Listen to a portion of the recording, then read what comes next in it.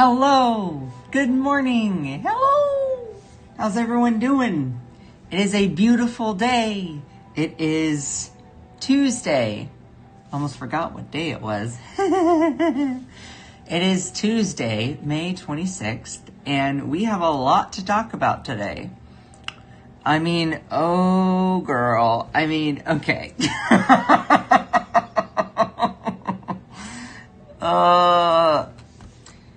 Alright. We live in the stupidest timeline.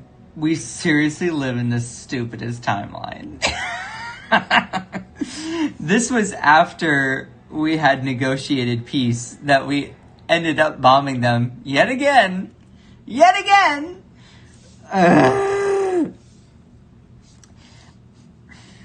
Look, I'm on the side of the United States as a citizen of this country.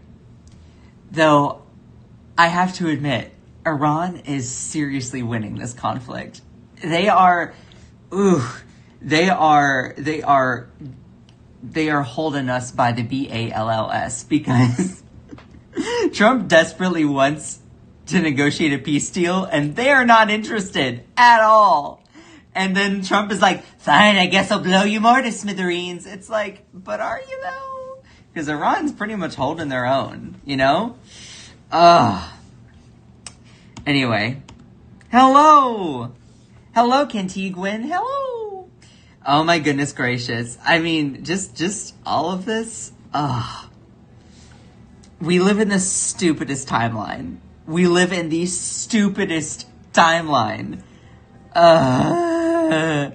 Yes, I still have voice cracks, and I am 27.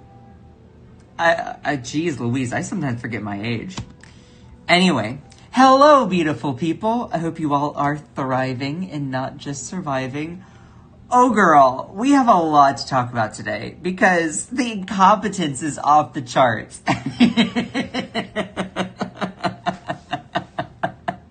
This is just so stupid, okay? This is just so stupid. I'm humiliated for this country. I genuinely am. Donald Trump makes this country a mockery on a daily basis. We start a war and then we're desperately trying to renege out of it by wanting to negotiate peace after we were the ones that threw the first punch. That's just cowardice. That's just so childish. Anyway, let's get into this here. I appreciate every single one of you. Please make sure to send some likes if you are appreciating the stream. Here's the thing. This is a new streaming setup, and I'm still getting antiquated to things. So it's been an emotional roller coaster. Nevertheless, I'm super excited that you're here. If you really enjoy the stream, please make sure to subscribe. My new approach is come for the vibes and come for the fun, and then just stay for the news.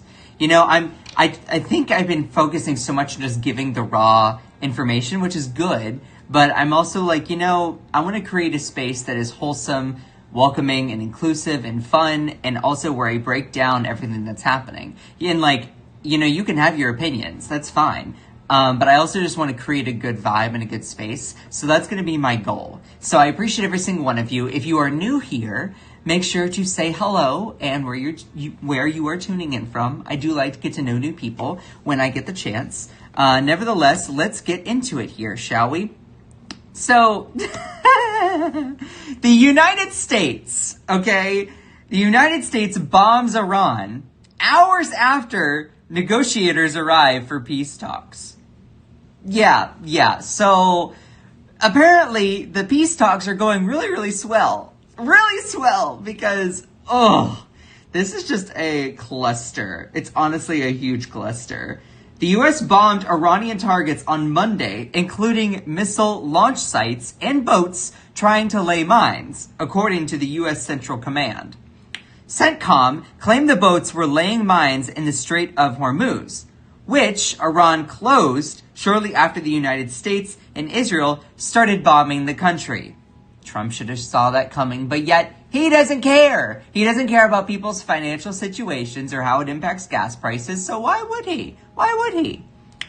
A ceasefire agreement was implemented last month, though though, huge asterisks, though occasional fire has been exchanged. Now, what is hilarious about the ceasefire agreement was Iran and the United States apparently entered into a ceasefire, but it really didn't hold. And what ended up happening was Iran and the United States kept bombing each other, kept sending missiles and bombing each other. And at one point, Trump was like, it's just a love tap. It's just a love tap. You know, just a little bit of a tappy tap. You know, like the Access Hollywood tapes, just a little bit, you know, we're grabbing it. We're just giving him a little love tap, you know, boom, boom, pow, you know.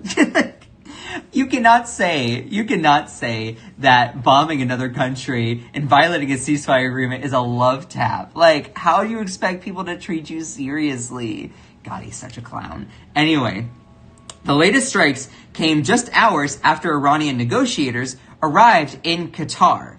The New York Times reported, stating, hours after Iranian negotiators arrived in Qatar for talks on ending the war, U.S. forces struck missile launch sites in Iran and boats trying to emplace mines, American officials said Monday night.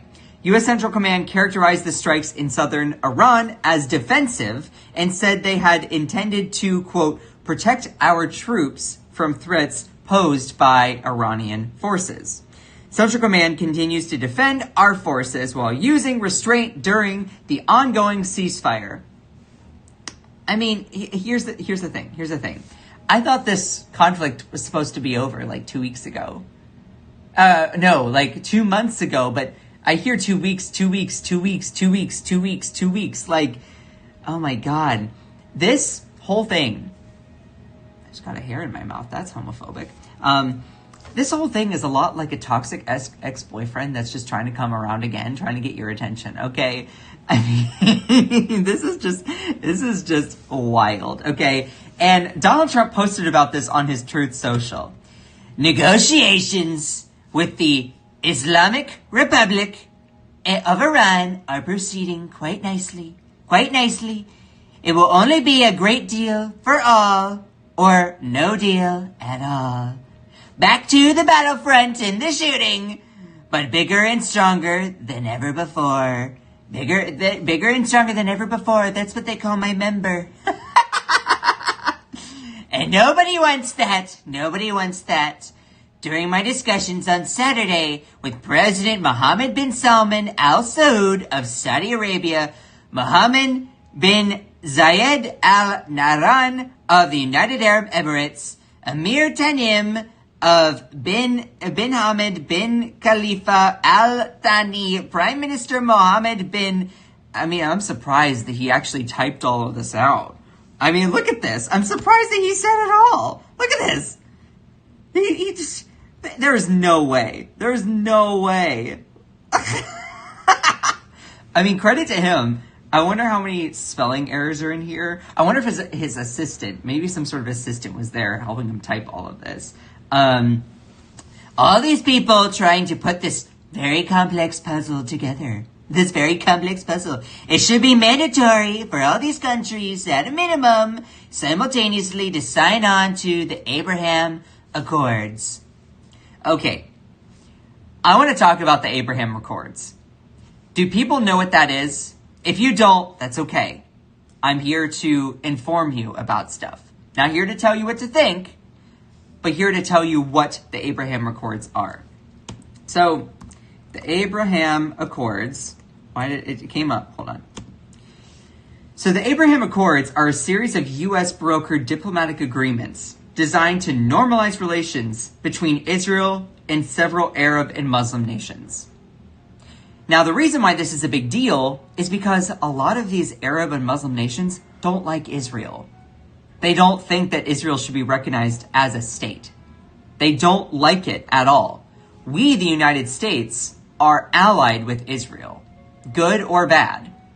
Mostly bad when it comes to the Palestinian genocide that we are, doing. Nevertheless, Trump is trying to get the Abraham Accords back in session in order to negotiate a peace deal. That's not going to go over well, because not only is Iran already pretty much, in my eyes, winning this conflict, I mean, they have no incentive to come back to the table to then negotiate on these Abraham Accords. So, love that. First signed in September of 2020 under the Trump administration, the Accords represent a historic shift in Middle Eastern geopolitics by promoting economic, cultural, and security cooperation over a traditional requirement of resolving Palestinian statehood first. Yeah, so that's not necessarily going to go well. So he's trying to bring all these other countries back into the Abraham Accords, and honestly, that kind of makes sense on why he's bombing Iran. But, of course, he bombs Iran per the request of Israel, because when the Prime Minister of Israel, Benjamin Netanyahu, tells Trump to jump, which wouldn't be very far off the ground, bless his heart, Trump's immediate reaction is, okay, Benny, how high should I jump? So, I mean, yeah. The reason for the Abraham Accords have been great for them and will be better for everybody and bring true power, strength, and peace to the Middle East for the first time in 5,000 years. It will be a document respected like no matter, yada, yada, yada. And, okay, here's the thing.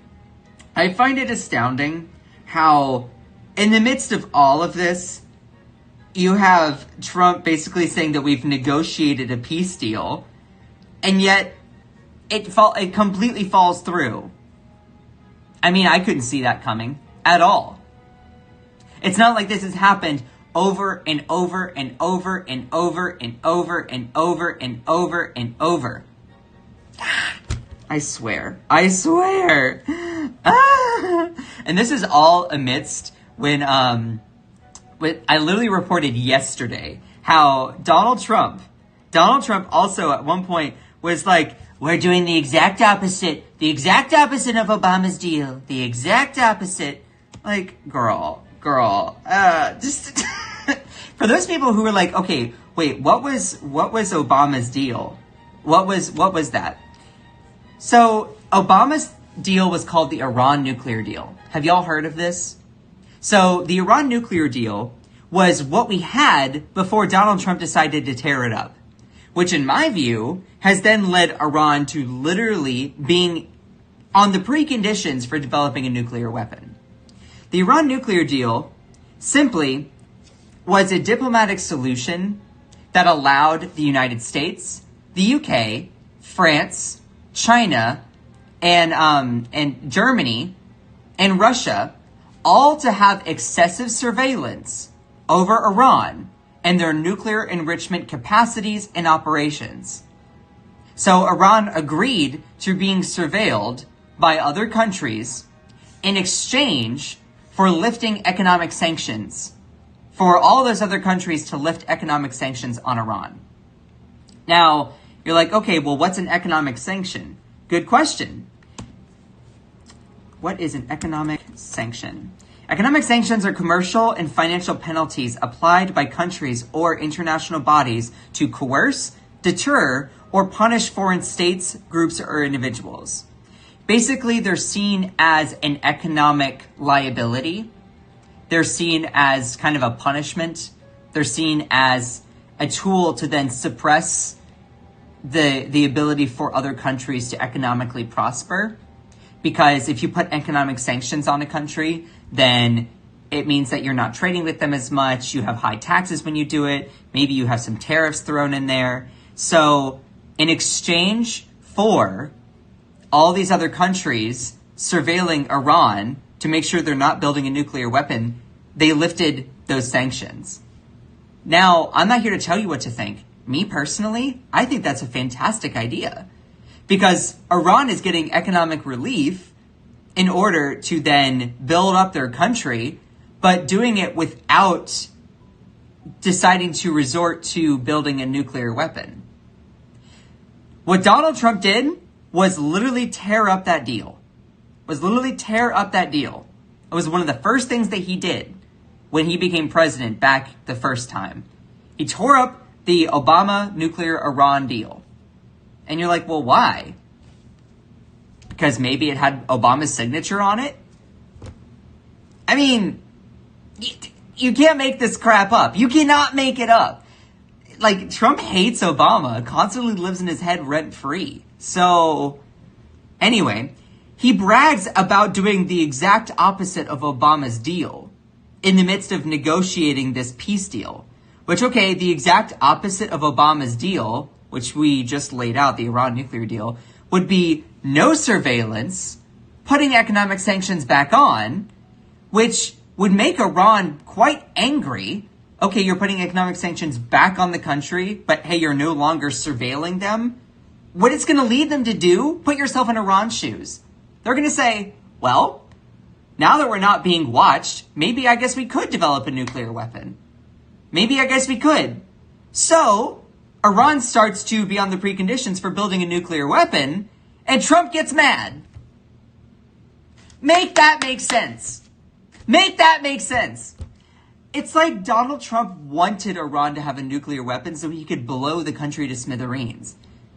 Now, there's no evidence to show that, but his actions lead you to a logical conclusion based on deductive reasoning to that end. So, I mean, like, what is this? What is this? That's what the exact opposite of Obama's deal is. And what's also fascinating is, of course, he's going to go in Trump fashion and insult other people who don't like his deal. He's like, I don't make bad deals. I don't make bad deals. This is what he said on one of his Truth Social posts. I don't make bad deals. If I make a deal with Iran, it will be a good and proper deal. Hold on, I need my hands. Not like the one made by Obama, which gave Iran massive amounts of cash. What? He did not give Iran massive amounts of cash. It lifted economic sanctions, allowing Iran to then prosper. It's not giving cash to a country, you idiot, you fool! Our deal is the exact opposite. Nobody has seen it yet, or knows what it is. It isn't even fully negotiated. Okay, so wait, hold on. I'm supposed to just take Trump at his word that his deal is successful? Girl, this man lies so much. How am I supposed to take him at his word? How am I supposed to take him at his word when Trump at one point said that he does not care about the financial situation of Americans? Americans like me, like you. How am I supposed to take him at his word? So don't listen to the losers who are critical about something they know nothing about. Pretty sure that a lot of people in news media, like him or not, know a lot about this situation.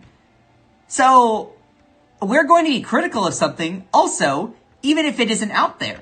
Because that's what the work of critical news media journalists do. God, this man has lost his one brain cell that he had. His one brain cell that he had. And it's just gone. Poof. Poof. And all of this being said, it was Memorial Day. It was Memorial Day yesterday. And Memorial Day is when we acknowledge the fallen soldiers that have served in previous conflicts. Right now, we are in a war with Iran. People have died because of Donald Trump. People have died because he decided to kowtow to Benjamin Netanyahu in order to start a war with Iran. I mean, when Israel said, hey, can you bomb Iran? Trump was like, sure, that sounds fantastic. Let's do it. And now people are dead because of it. And when on Memorial Day, you're supposed to acknowledge those people. This is what Donald Trump said. 100,000 souls rest on these grounds, these beautiful grounds, in the sacred soil, which is Hold on. first consecrated in the hours of America's greatest division to be eternal symbol of national unity. It cannot be by chance alone that the very first service member laid to rest here in this place of supreme sacrifice was a Union soldier by the name of Private Private William Henry Crispin, of Pennsylvania, who died as 19 years old. He was a great young man, they say. Beside him are more than 18,000 other young men named William, over 20,000 named John, over 13,000 named James, joined over time by Isaac, Elijah, Earls, Hanks, Helens, Wands, Margarets, Marius, Donalds. Not too many. And others whose names tell the true story of American greatness, and greatness it is. Here beneath the fact that he said not too many Donalds, girl, that's wild. He's like, not too many of them. Not too many of them. I would say that might be a little bit poor handling there. Nevertheless, when just looking at this whole thing, I feel like Donald Trump is just so disrespectful, especially towards people, you know, on Memorial Day. Hold on, let me get to this here. A minute of silence isn't enough to reflect on the U.S.'s death and destruction. Let's stop lying to ourselves on Memorial Day and instead try exploring the full truth about war and all its evil. And, you know, for a president that ran on a platform of saying that he wasn't going to start any more wars, which personally I did not believe him. It's Donald Trump. Why would I? The man has insulted and rage types, demeans and bullies people. You think that he wouldn't start a war?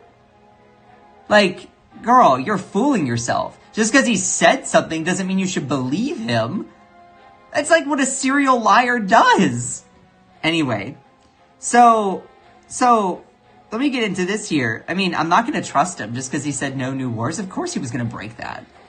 30 years ago, school kids touring Lafayette Park in Washington, D.C. were asked what Memorial Day meant to them. They said, oh, that's the day the pool opens. Their response rippled across the U.S. and created a bit of a moral panic among the patriotic and civil-minded. The following Memorial Day, Congress sought to put the memorial back in the holiday. Taps, a 24-note bugle call adopted by the U.S. military in the late 1800s for funerals, was played on radios and televisions throughout the U.S. at 3 o'clock. Those celebrating the day off paused, perhaps mid-hot dog bite, to reflect on fallen U.S. soldiers. What does it mean to reflect on the soldiers who died while fighting in U.S. wars? Is such a thing possible? You know, maybe we should look at the raw numbers. Around $25,000 U.S. soldiers died for the War of Independence. You know, the American Revolution. Roughly 5,600 soldiers died or were wounded as they ethically cleansed indigenous tribes between 1785 and 1898. Approximately 20,000 died in the War of 1812, mostly of disease. You also have 625,000 died on both sides of the Civil War. 2,446 died in the Spanish-American War. 4,200 soldiers died annexing the Philippines. 95 died in the Boxer Rebellion. I don't even know what that was. 22 died and 70 were wounded in the Mexican Revolution. 86 died in the occupation of Haiti. Oh my God, I didn't even realize we had all of these. Of course, you know, we had 424 U.S. troops died fighting the Bolsheviks in Russia. 1,500 service members lost their lives in the Mexican-American War. 405,000 were killed or unalived in World War II. More than 5,200 were unalived in the Korean War. 5,800 were unalived while committing what some call a genocide in Vietnam. We're a little less than halfway done with this list. It feels strange packing all of this death into one single paragraph. So I imagine it feels strange reading through this quickly too. I was honestly thinking that exact same thing. Consider standing up and walking around for a few minutes before continuing. Oh, girl. No. I'm live on camera. That's not happening. or at least pausing for a minute to make an effort to memorialize the people behind these numbers, as the government would like us to do on Memorial Day, if you believe such a thing is possible. 15 U.S. soldiers were unalived in Lebanon, 1958. 4 were unalived in the Bay of Pigs invasion. 8 were unalived in Iran in 1980. 15 U.S. soldiers died in El Salvador's civil war. 265 died in Beirut. I mean, this list just goes on and on. We're almost, and then I'm not even going to go through all this, but, you know, we're almost done. Just 30 more years of American war history left. Jeez Louise. I mean, I did not even realize how intense all of this was. I mean, you know about, like, the big wars, but this is wild. I mean, moreover, an untold number of special operations soldiers and CIA operatives died in clandestine occupations, overthrowing governments or sabotaging this or that. And, you know, it gets into the Iran war situation. Like, we, the United States, have seen so much war. So much of it. Why? Why do we need to be involved in this conflict? Why? Because Iran was developing a nuclear weapon? There was mixed intelligence even that they were. The director of national intelligence, Tulsi Gabbard, at one point went before Congress and said that Iran was not building a nuclear weapon. They were enriching uranium, but that it wasn't being used for developing a nuclear weapon. Which you can enrich uranium for peaceful research purposes, 100%. And our own Trump-appointed director of national intelligence was like, yeah, it doesn't look like we are developing a nuclear weapon. Trump was like, I don't like that answer. I want to bomb them anyway. The incompetence is off the charts, and now more people are dead because of a conflict that we did not need to be in. And that is leading Iran to holding the Strait of Hormuz hostage, leading to our gas prices going up. It's just stupid. It's stupid. Can we memorialize death and destruction on such a scale? Numbers will never capture the horrors of war. Saying the words ultimate sacrifice over and over will not merely remotely convey what it is like to die or be injured in war. What if we begin by asking more specific questions? For instance, how many soldiers died heroes, saving few soldiers' lives? You know, that's a good question. How many died begging for water or for their mothers with their guts hanging out? Oh my God, that just wrenches in my heart here, reading that. How many officers were shot in the back by their own men during the invasion of the occupation of the Philippines? How many died helping liberate NAZI death camps in World War II? How many soldiers were torn to shreds by cannonballs while defending slavery or fighting to abolish it in the Civil War? How many black soldiers lost their lives fighting for the U.S. only to be buried in a segregated cemetery back home? How many died in acts of friendly fire, or worse, had deaths covered up at the highest levels of government by the Bush administration did with former NFL player Pat Tillman? I didn't even know about that. You know, how many soldiers lay dying while the feelings of betrayal flooded their minds, knowing that they were taking the last breath to control Iran's oil in the service of making billionaires even richer? Yeah, surely at least a few soldiers had to consider that, given the blatant illegality of the war in Iraq. Yeah, and the war in Iran, because we, the United States, I should say, Trump, didn't even ask Congress. Didn't even ask. Was like, this is just a military operation, it's a military excursion. If you did not know, in order to then actually wage a war, you have to get Congress's permission. You have to get Congress's permission. Trump didn't do that. So he's literally going against the way our Constitution is set up. You got to consider that. Oh, geez Louise. There's clearly so much to reflect upon and memorialize. Certainly way more than a minute of silence can bear. If these reflections hold any value, they depend on us being honest about the full implications of the U.S. imperialist wars. Otherwise, these reflections, regardless of the intention, can be perceived as an insult to the memory of those who have died. Memorial Day 2026 will help mark the 250th birthday of the United States. The government-sponsored reflections on the death of those who lost their lives will carry a heightened sense of solemnity.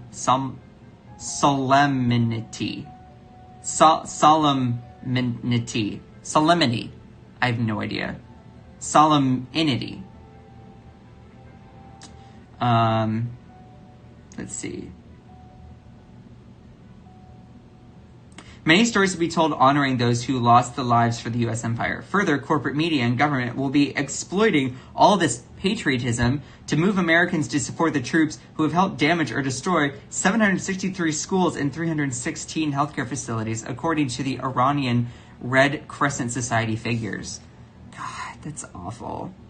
Will space be made for veterans who are willing to share their bloody experiences of loss and destruction on Memorial Day? What about historians who study the impact of war? Will they be given time at parades this Memorial Day to communicate the true cost of the war? What about the innocent victims of U.S. military adventurism? Will they be able to share their experiences with war?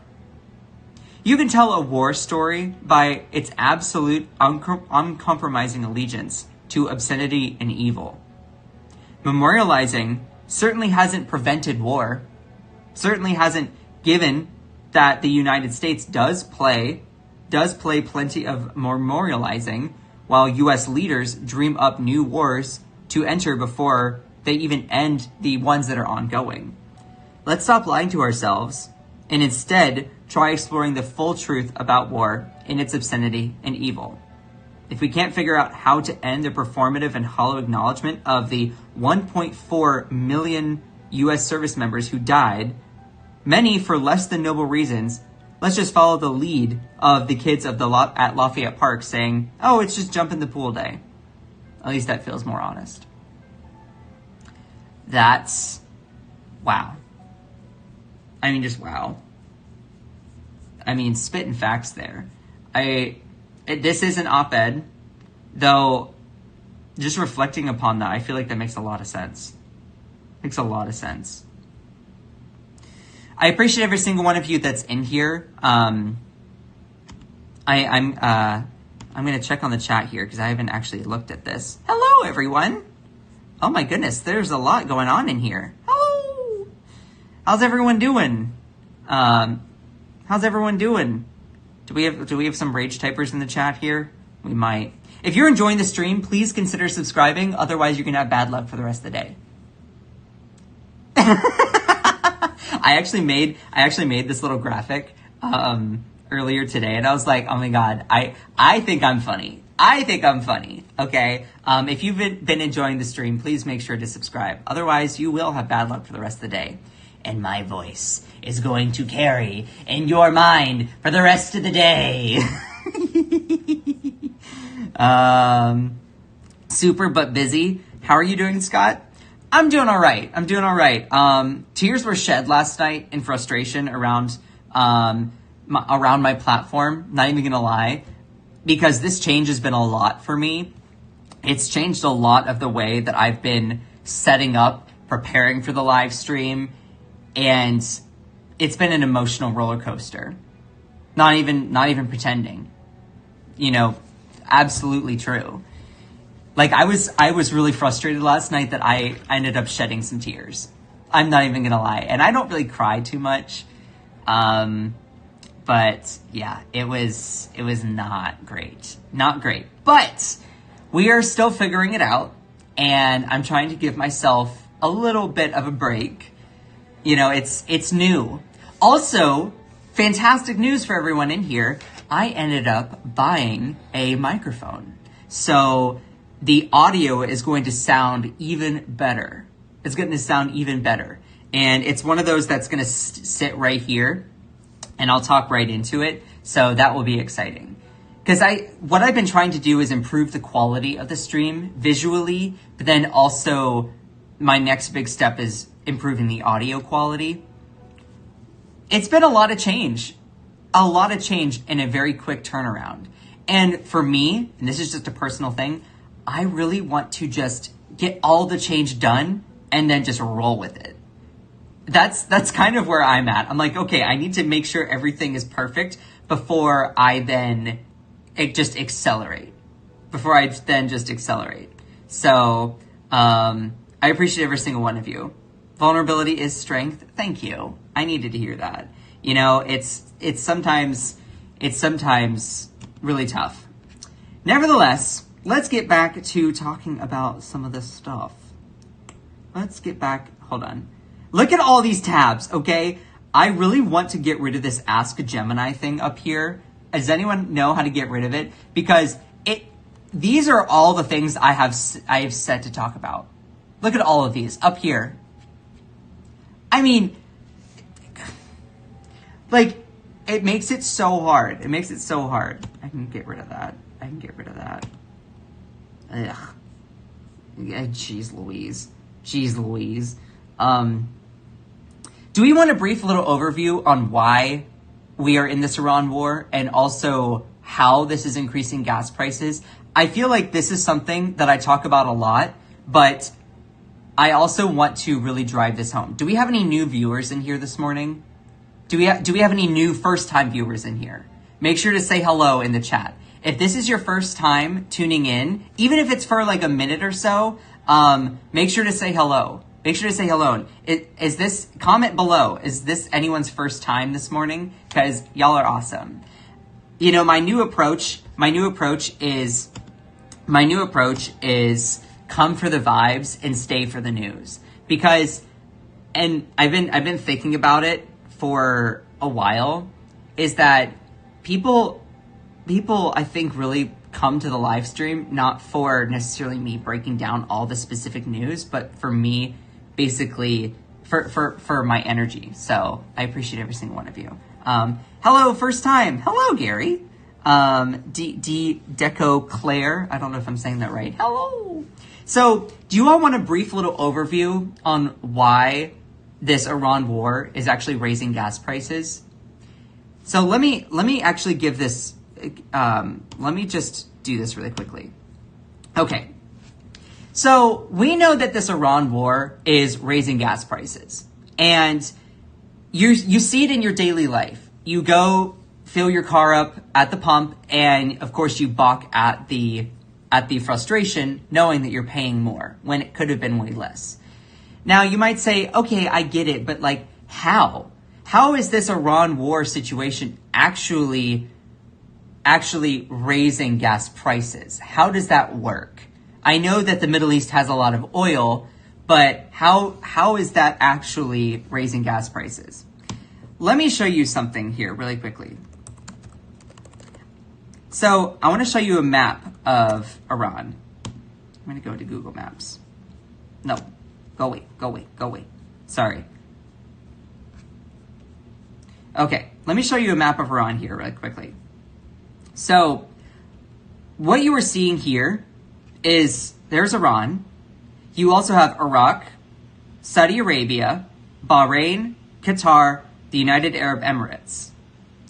Right here is the Strait of Hormuz. The Strait of Hormuz is on the southern part of Iran. The Strait of Hormuz is a strategic strait, not straight like sexuality, but straight as in a strait of water. S-T-R-A-I-T. Now, there's a lot of oil tankers that go through the Strait of Hormuz. 20% to 25% of all oil actually processed on a daily basis goes through this little waterway. So a lot of oil is exported from these countries. Iraq, over here, Kuwait, Saudi Arabia, Bahrain, Qatar, the United Arab Emirates. A lot of this oil is exported to other countries, whether that's the United States or China.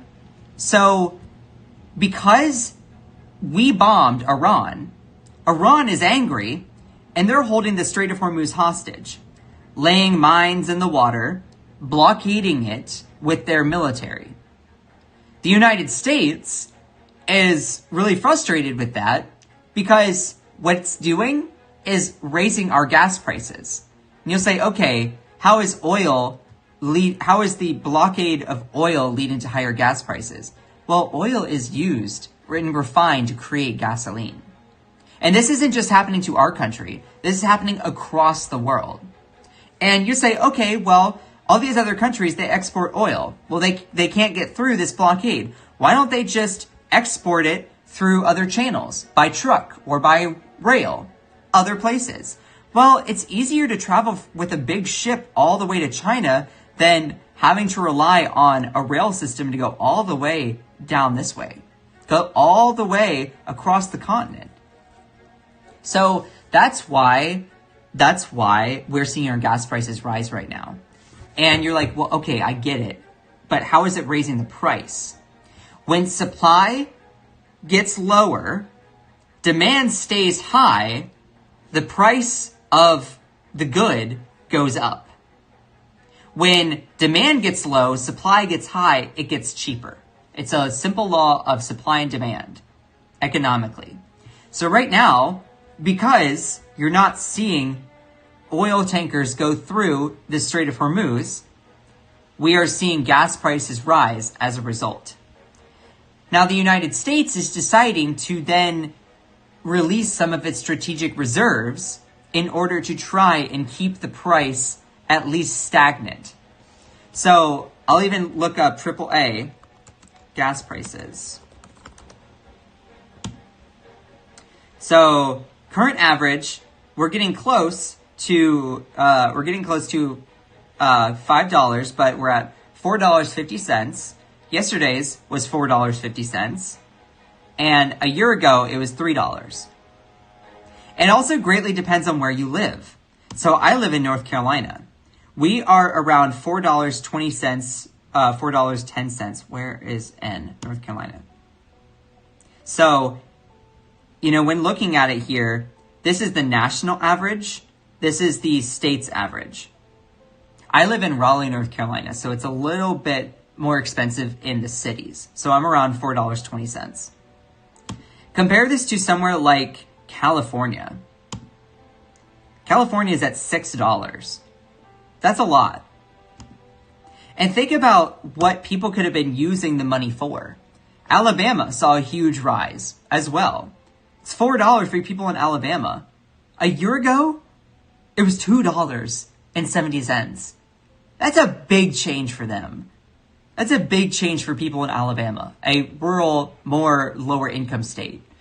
So that is why we are seeing gas prices rise. And you're like, okay, so what? I don't understand, why is my electricity bill going up? Why are other things going up? Well, if you did not know, oil is used in over 6,000 products. Petrochemicals derived from crude oil and natural gas are foundational to modern manufacturing, utilized in over 6,000 everyday high-tech products. And this all of this oil being exported to other countries is often used to create different things. So that's why you're also seeing the price for all these other products go up. So when primary commodities get more expensive, the corporations don't want to swallow the loss. So it's passed along to the end consumer who buys it for more expensive. So that's just a little bit of a brief understanding on why this Iran situation is really throwing a monkey wrench. All these other countries are paying higher prices as well for gas. So right now, with the Strait of Hormuz being blocked off by mines and the Iranian military, the United States is trying to get rid of this. But what's ironic is Trump constantly keeps saying that we've blown Iran's military away, that we've completely decimated them. Okay, if Iran's military is completely decimated and not existing, then what are they using to hold the Strait of Hormuz hostage? Like, that's a good question. They are using, the answer is that Trump lied. Their military is still there, not completely decimated, as Trump would say.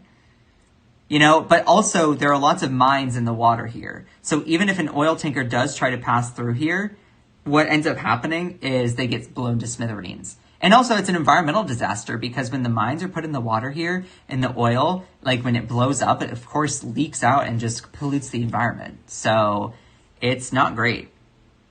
And Iran knows this. That's why they're holding the Strait of Hormuz hostage. They're trying to do this as a way to get the United States to stop bombing the country.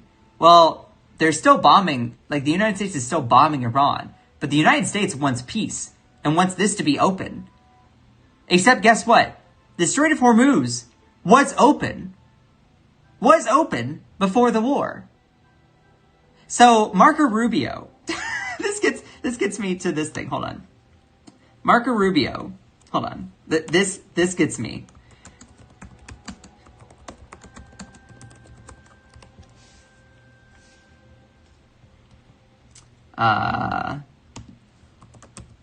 Hold on a second.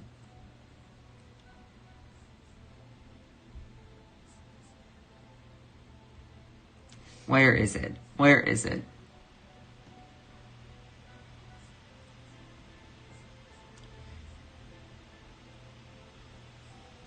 Where is it? Iran sanctions evasion is going to face second. Why is my computer screen bugging out? Hello? Hello? There we go. Hold on.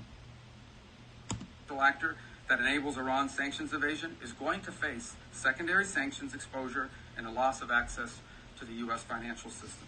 As President Trump has said, and the facts clearly bear out, the United States of America holds all the cards.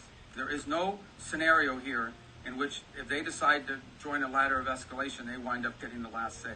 But our preference is for these straits to be opened to the way they're supposed to be opened, back to the way it was. Anyone can use it, no mines in the water, nobody paying tolls. That's what we have to get back to, and that's the goal here. Every day the conflict continues.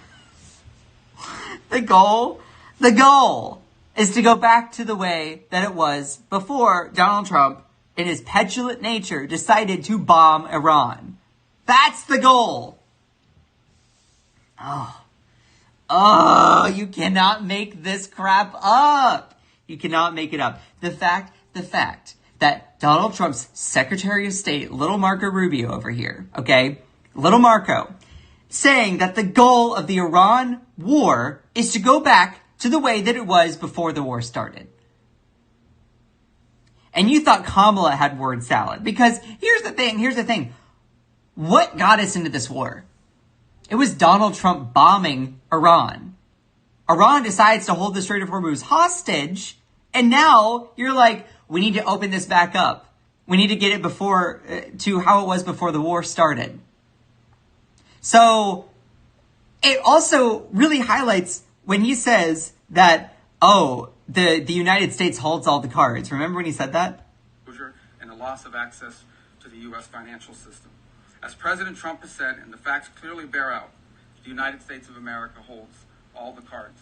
There is no scenario here in which if they decide to join a ladder of escalation, they wind up getting the last say. But our preference is for these straits to be opened to the way they're supposed to be opened, back to the way it was. Anyone can use it, no mines in the water, nobody paying tolls. That's what we have to get back to, and that's the goal here. Every day the conflict continues, however.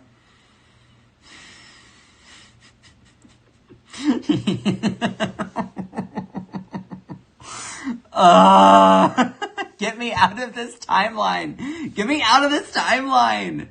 God. A broken mirror can't be made whole. Oh, bless him. Bless him. I just find it hilarious. I find it just astounding in that sense. Because, I mean, the incompetence is off the charts.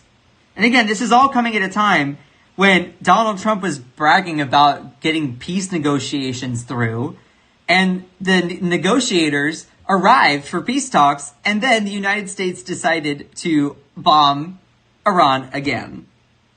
Trump defends Iran deal amid blowback from other people, posting on Truth Social that negotiations are going quite well. You know, it's going quite nicely. It's actually proceeding nicely. Excuse me. Back to the battlefront in the and shooting, but bigger and stronger than ever before. Such a clown. So humiliating. So humiliating. And of course, you know, Iran is like, look, we are really not interested in negotiating right now. We're not. Warning of U.S. unreliability and Israeli sabotage, Iran refutes Trump claim of peace deal. So Trump's, of course, being like, we're negotiating. And Iran's like, I don't know about that, Bubba. I don't know. We've reached a conclusion on a large portion of issues under discussion, said Iranian spokesperson. But to say that this means the signing of an agreement is imminent, no one can make such a claim. Officials in Tehran, the capital of Iran, on Monday swatted down President Donald Trump's assertion that an agreement to end the nearly 3-month-long Iran war, which Donald Trump thinks is only 6 weeks, which is baffling to me, was imminent, citing frequently shifting U.S. positions and Israeli sabotage as obstacles during ongoing talks. Quote, it is correct to say that we have reached a conclusion on a large portion of the issues under discussion, Iranian Foreign Ministry spokesperson Baghdadi said during a press briefing. But to say this means that the signing of an agreement is imminent, no one can make such a claim. Trump tempered his own Saturday claim that a peace deal had been largely negotiated with Iran, subject to finalization. Negotiations are proceeding quite nicely. A 14-point memorandum of understanding between the U.S. and Iran reportedly, and this isn't actually put out to the public, contains a ceasefire, a 30-day negotiation period for a broader agreement, reopening the Strait of Hormuz, easing the U.S. naval blockade on Iran, unfreezing Iranian state assets, relief from U.S. sanctions, and restrictions on nuclear development. Supposedly, that's all in there. Naming the countries Turkey, Pakistan, Egypt, Saudi Arabia, Qatar, and Jordan, Trump wrote that after all the work of the United States to try and pull this very complex puzzle together, it should be mandatory that all these countries come back to the table for the Abraham Accords. And again, as I said earlier in the stream, the Abraham Accords is basically something that is pushing these Muslim Arab countries in the Middle East to then officially recognize and agree and celebrate Israel as a state. These people don't want Israel to have their own state. So that's going to be hard. That's going to be hard to get that to come to fruition. Trump suggested that Iran could also normalize the relations with Israel by signing the Abraham Accords and said it would be an honor to have them as part of the unparalleled world coalition. However, Baghdadi, the Iranian leader, threw cold water on Trump's optimism, stressing Monday that the focus of the negotiations is on ending the war on all fronts, including in Lebanon. And this critical point is one of the core elements of understanding in any agreement. Yeah. So they're like, we're really not interested in that. It's like the United States is constantly trying to get Iran to negotiate to the table, but then they're the ones being like, we don't need you to be here. We don't need to negotiate, but we don't need to negotiate, but if you wanted to negotiate, what would you say? Like, it's so humiliating. Our country, the United States, starts by bombing Iran per the request of Israel, then is like, we don't want peace, unless you really want peace, because then we'll totally be down to connect. So like,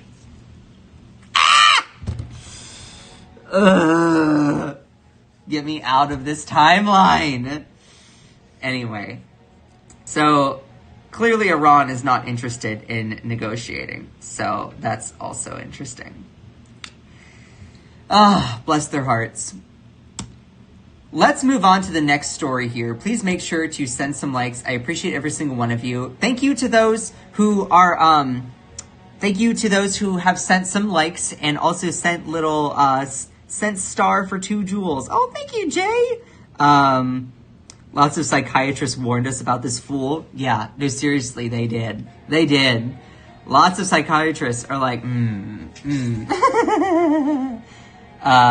MAGA will never admit Trump does anything wrong. They want to bring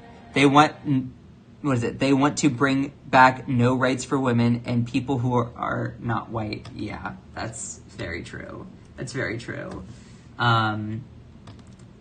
You know, it reminds me of the proverb that, like, you know, the axe once convinced all the trees that he was one of them because his handle was made of wood. And so, because of that smooth manipulation, the trees voted for the axe. That's how I view MAGA. MAGA does not realize that in the process of Trump owning the libs, or I guess dunking on other people, that they are also making their situation worse.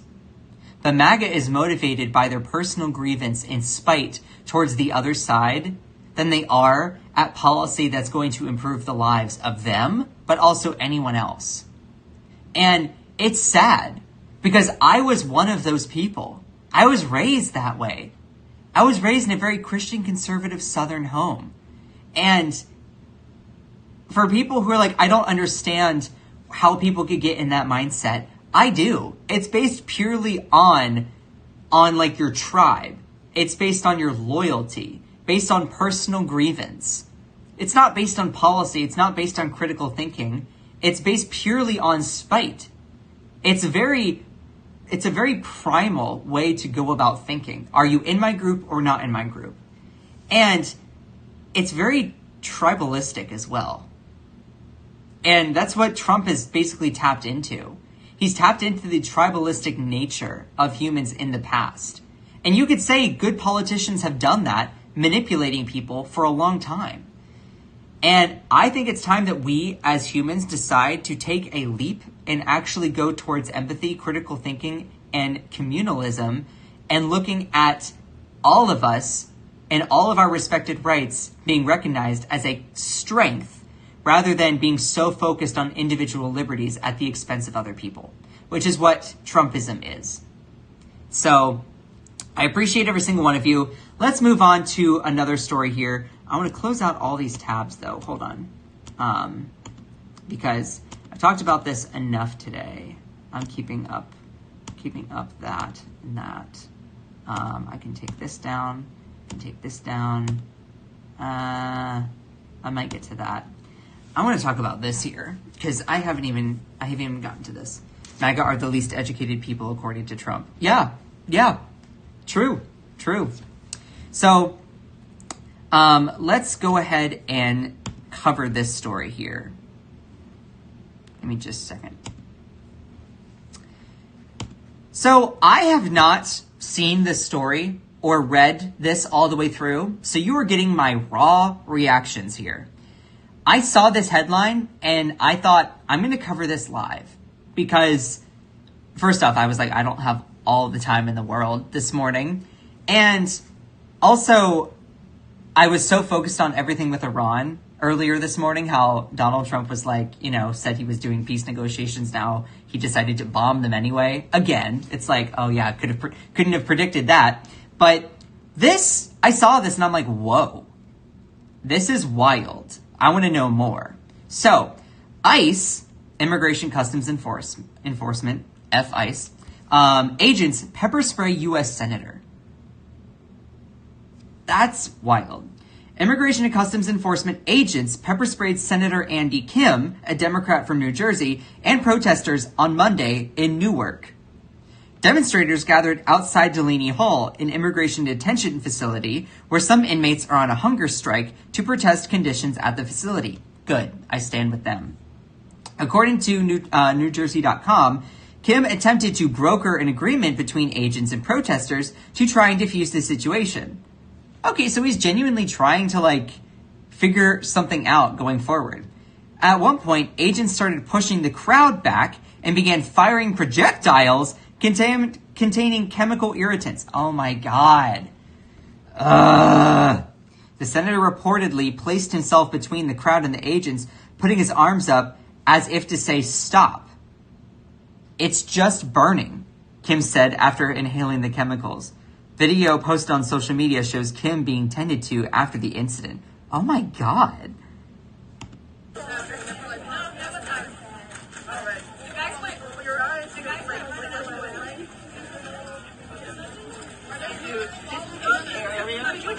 I understand, but he's a senator. Respectfully, still. You got the pictures over there? This is his picture. What? Why is this person being so rude? Hold on.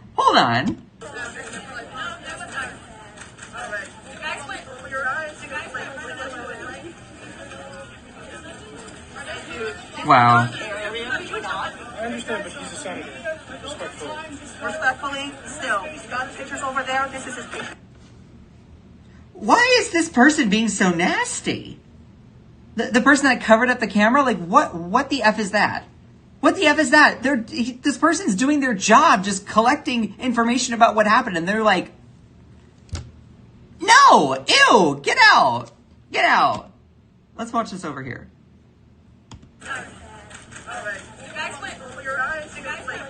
Listen carefully. I understand, but he's a senator. Respectfully. Respectfully, still. He's got the pictures over there. This is his picture. Okay, ew. A virtue signaling leftist a-hole out there helping. Okay, whatever, go away. Crap, go away. Bye. Bye. All these people, geez Louise. Creatures like this will be the death of the West. It's just someone with blue hair. Oh my god, these responses are awful. These responses are awful. Like, why, what is this? Why in the world? Okay, like, put this aside for just a second. Why? They're taking pictures of random people and being like, this is the downfall of America. This person is what? Has blue hair? Eating something?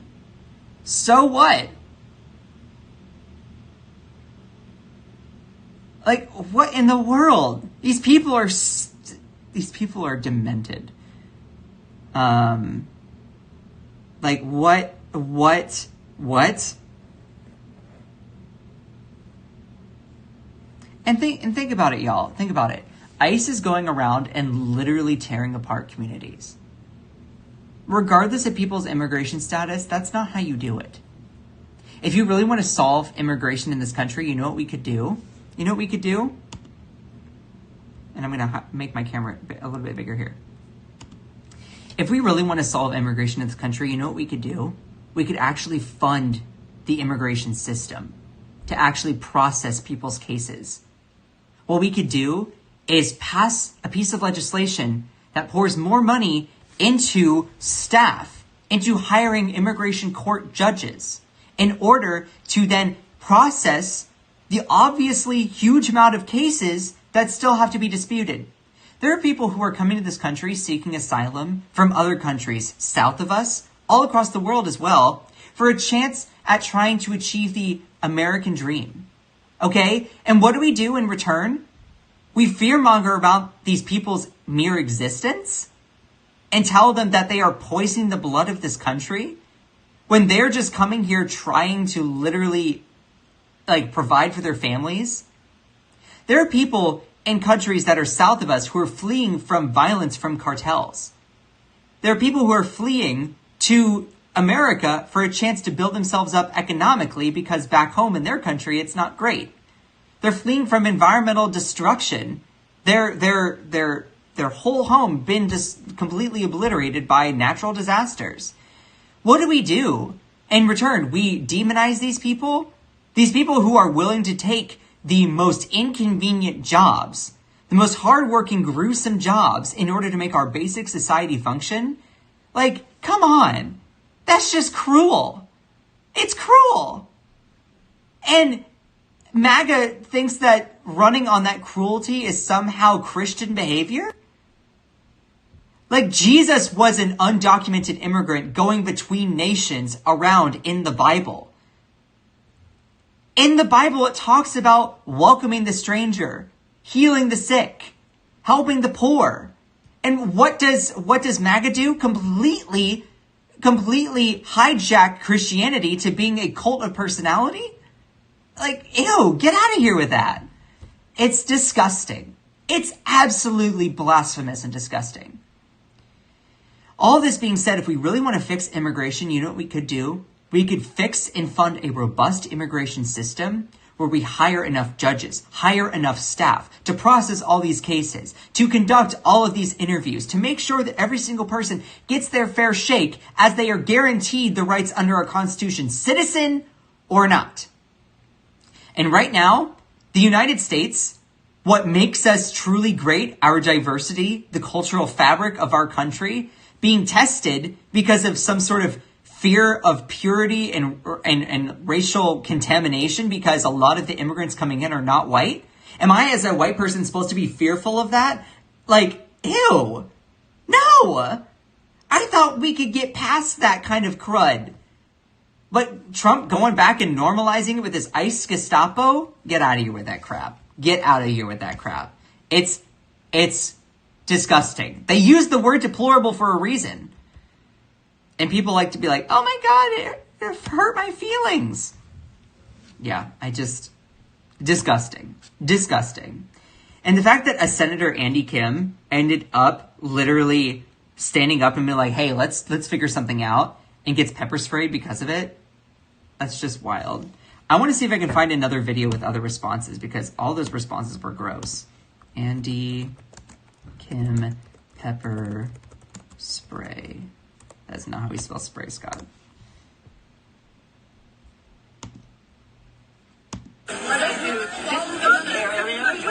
I understand, but he's a senator. Respectfully. Respectfully, still, you got the pictures over there. This is his. Who is this? I still don't know. Who is this person that was like being so nasty? Nasty, like, you can't film, blah, blah, blah, blah, blah. Like, girl, no, get out. Get out. Yeah, true. I'm not going to read it out loud, but, aw. Representative Andy Kim, Democrat of New Jersey, cleans up debris and personal belongings strewn across the floor of the rotunda in early morning hours of January 7th after a mob stormed the Capitol. Aw. She was brandishing a torch. Yeah. Yeah. Yeah. Senator targeted while helping detainees. You cannot make this crap up. Regardless of who started it, a U.S. senator getting pepper sprayed during oversight demands a full independent review. Transparency on a detainee conditions too. Yeah. This is making me uncomfortable. Like, look at this. This is making me uncomfortable. What is this?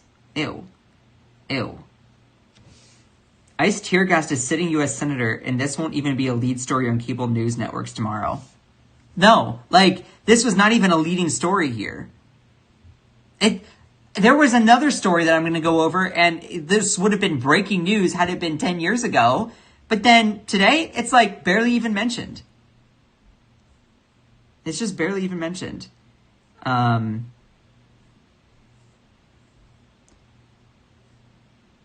President Obama and President Biden deported way more than Trump.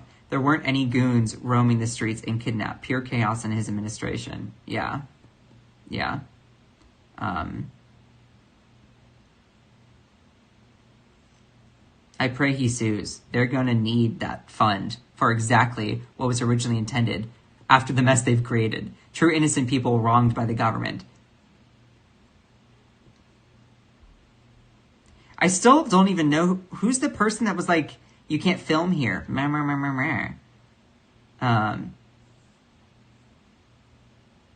Americans testing their own medicine. We don't want to hear Americans talking about democracy. Trump is worse than Putin. Putin doesn't target his fellow government, but Trump will unalive anyone. Yeah, I mean, it's... What is this? What is this? And that's a whole nother thing. You know, when Americans talk about democracy and abroad and all of that, our word remains hollow because we've become such hypocrites when it comes to that. Because democracy right now can be an illusion for the way that, like, all of our system, like, of campaign finance, gerrymandering is all set up. It's like, it's a lot like, a drug dealer getting high off of his own supply. Like, when America talks about caring about democracy, it's like, well, we don't talk the walk. We don't walk the walk. So why would people take us at our word, you know? Anyway, let me get back to the story here. What we saw here, unfortunately, is just what we are seeing all over the country. Kim told or NewJersey.com. It's a sad, sad day. New Jersey Governor Mikey Sherrill was also on hand and was denied access to the facility, which holds up to 1,000 inmates. The New York Times reported that she had spoken with the family members of the detainees who had said they had served spoiled food and received inadequate medical care. That's disgusting. No matter what your immigration status is, you should be treated, you shouldn't be treated with anything less than dignity in this country. And that's also very true. Like, again, a lot of people that are seeking to come to this country, it's not some big, great replacement theory to then make white people less than. It's genuinely these people who are trying to come to this country to have a better life. That it's not some grand conspiracy of racial domination like these MAGA people truly think and believe. You think that they are organized to then, in their spite of white people? Like, are you really that self-conceited to think that it's a great replacement theory? Ew. No, it's genuinely because these people are wanting to come to America because they hear great things about a country with prosperity and economic opportunity to pull themselves up, to make a name for themselves, and also their countries maybe not doing the best. And so they decide to come to this country in order to then, make a living. And what do? We're a country built on immigrants, but I guess we stopped believing in that? It's disgusting. It's disgusting. I mean, we're seeing the decline of we're seeing the decline of America under Donald Trump. I mean, I wasn't the biggest fan of Biden, but at least he wasn't actively constantly destroying the country. He was just milquetoast and mediocre in many ways, in my view. But I would take that any day and any sort of moderate Democrat over absolute destruction. It's disgusting. And also, this is the thing. We're talking about human rights. Just because someone doesn't have the official pass to be a U.S. citizen, all of a sudden they're treated like garbage and scum, serve spoiled food, not have access to medical care. Think about this here. Let me actually do. I've talked about this on other streams. I did this more on TikTok, but I'm going to make myself a little bit bigger here. I want to break something down real quick. So a lot of people who are immigrants are fleeing from countries in order to come to America for better opportunity. America was built on immigrants. The first people that were in this country, Native Americans, they were existing here before the colonizers showed up, but they were immigrants. And then also all the people that those colonizers, immigrants brought over in slavery, they're not native to this land either. Now, over years and years and years of family history, you could say that you are native to the land. Sure. You can argue about that. That makes sense. But point is, all Americans have an immigration story. Whether you were a colonizer or you were a colonizer or you were brought over, your ancestry, everyone on this land except for Native Americans have an immigration story. So all of a sudden we're now demonizing immigrants. That's like demonizing America. That's like throwing that's disrespecting our history. We are a rich fabric of so many different cultures. That's what we're supposed to stand for. And now with Trump and MAGA, we completely spit in the face of our identity and our history just to appease a whiny billionaire who has a fear over white people not being the majority? Really? Think about it. When you break it down in those terms, Trump is so scared of white people being a minority. Yet they're the ones that claim that minority, it's fine to be a minority. We don't do any of that. But then why are you so scared to be one? I'm saying this as a white person. I'm not scared to be a minority.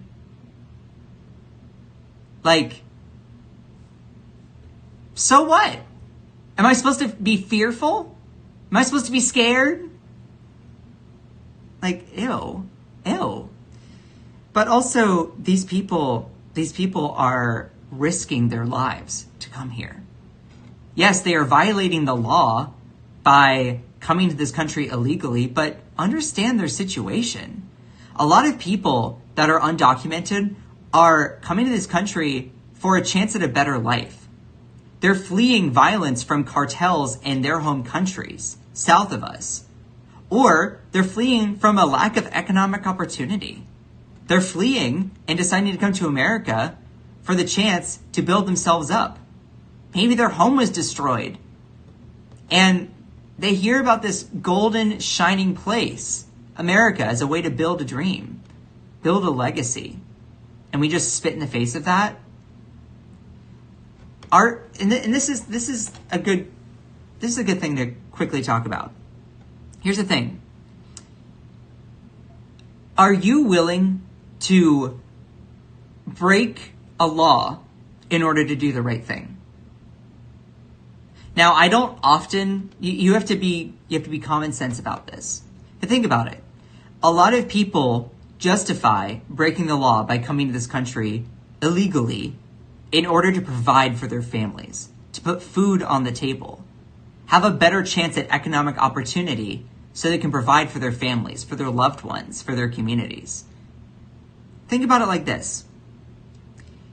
If you are on one side of the street and your elderly grandmother's on the other side of the street, let's say that it is an 8-lane road. It is a big road, okay?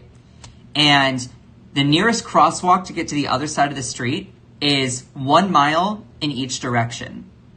You see your grandmother, your elderly grandmother, on the other side of the road. And you start to see her collapse. You get really worried.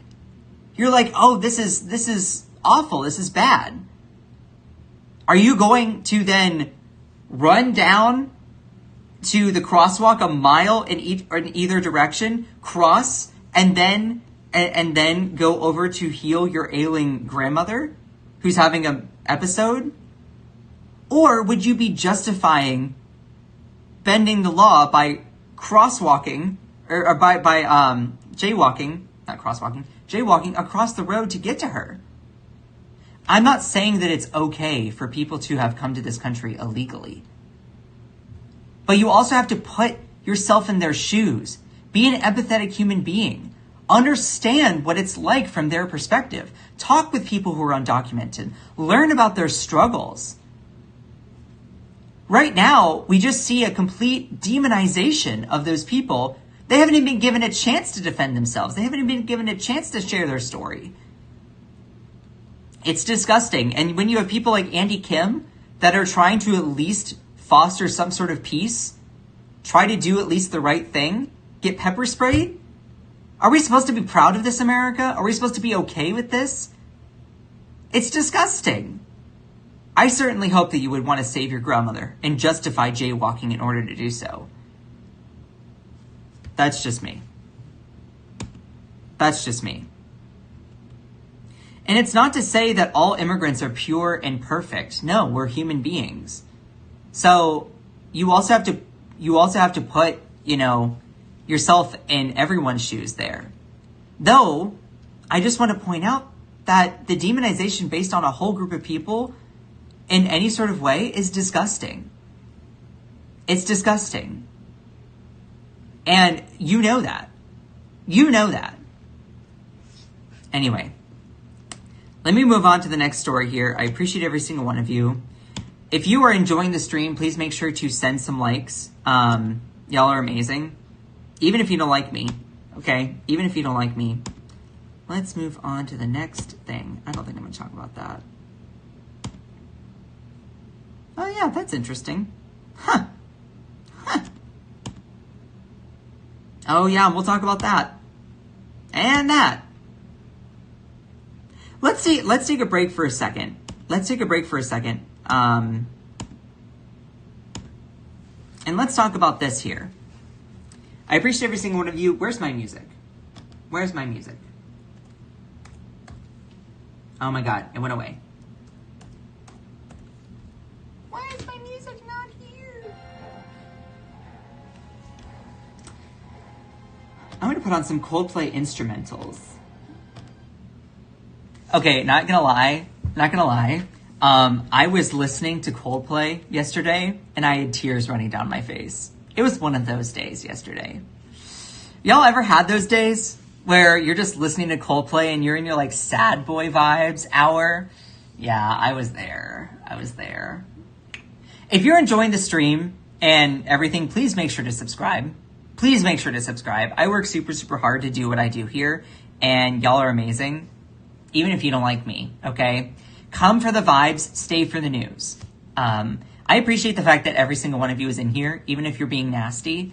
I hope that you choose not to be nasty, genuinely, because I think that America is really, we need love, peace, and understanding, not nastiness, you know? So, anyway, I reported you for being gay and misinformation. Reported me to being gay? To who? To whom? Reported me for being gay.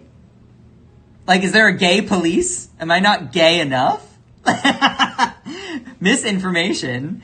Whenever I think of misinformation, for some odd reason, I think of a drag queen. Like, welcoming to the stage, misinformation.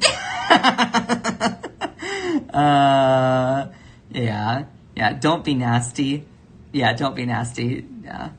Is there a gay report hotline somewhere? I know, right? I like, you were made me LOL. How? I reported you for being gay. Okay. Whoop-de-doo. What am I supposed to do with that information? Like, what am I supposed to do with that? Sounds like I reported you for being gay. Who, to RuPaul? I would love to meet RuPaul. I'm a huge RuPaul fan. Stop lying and leave the kids alone.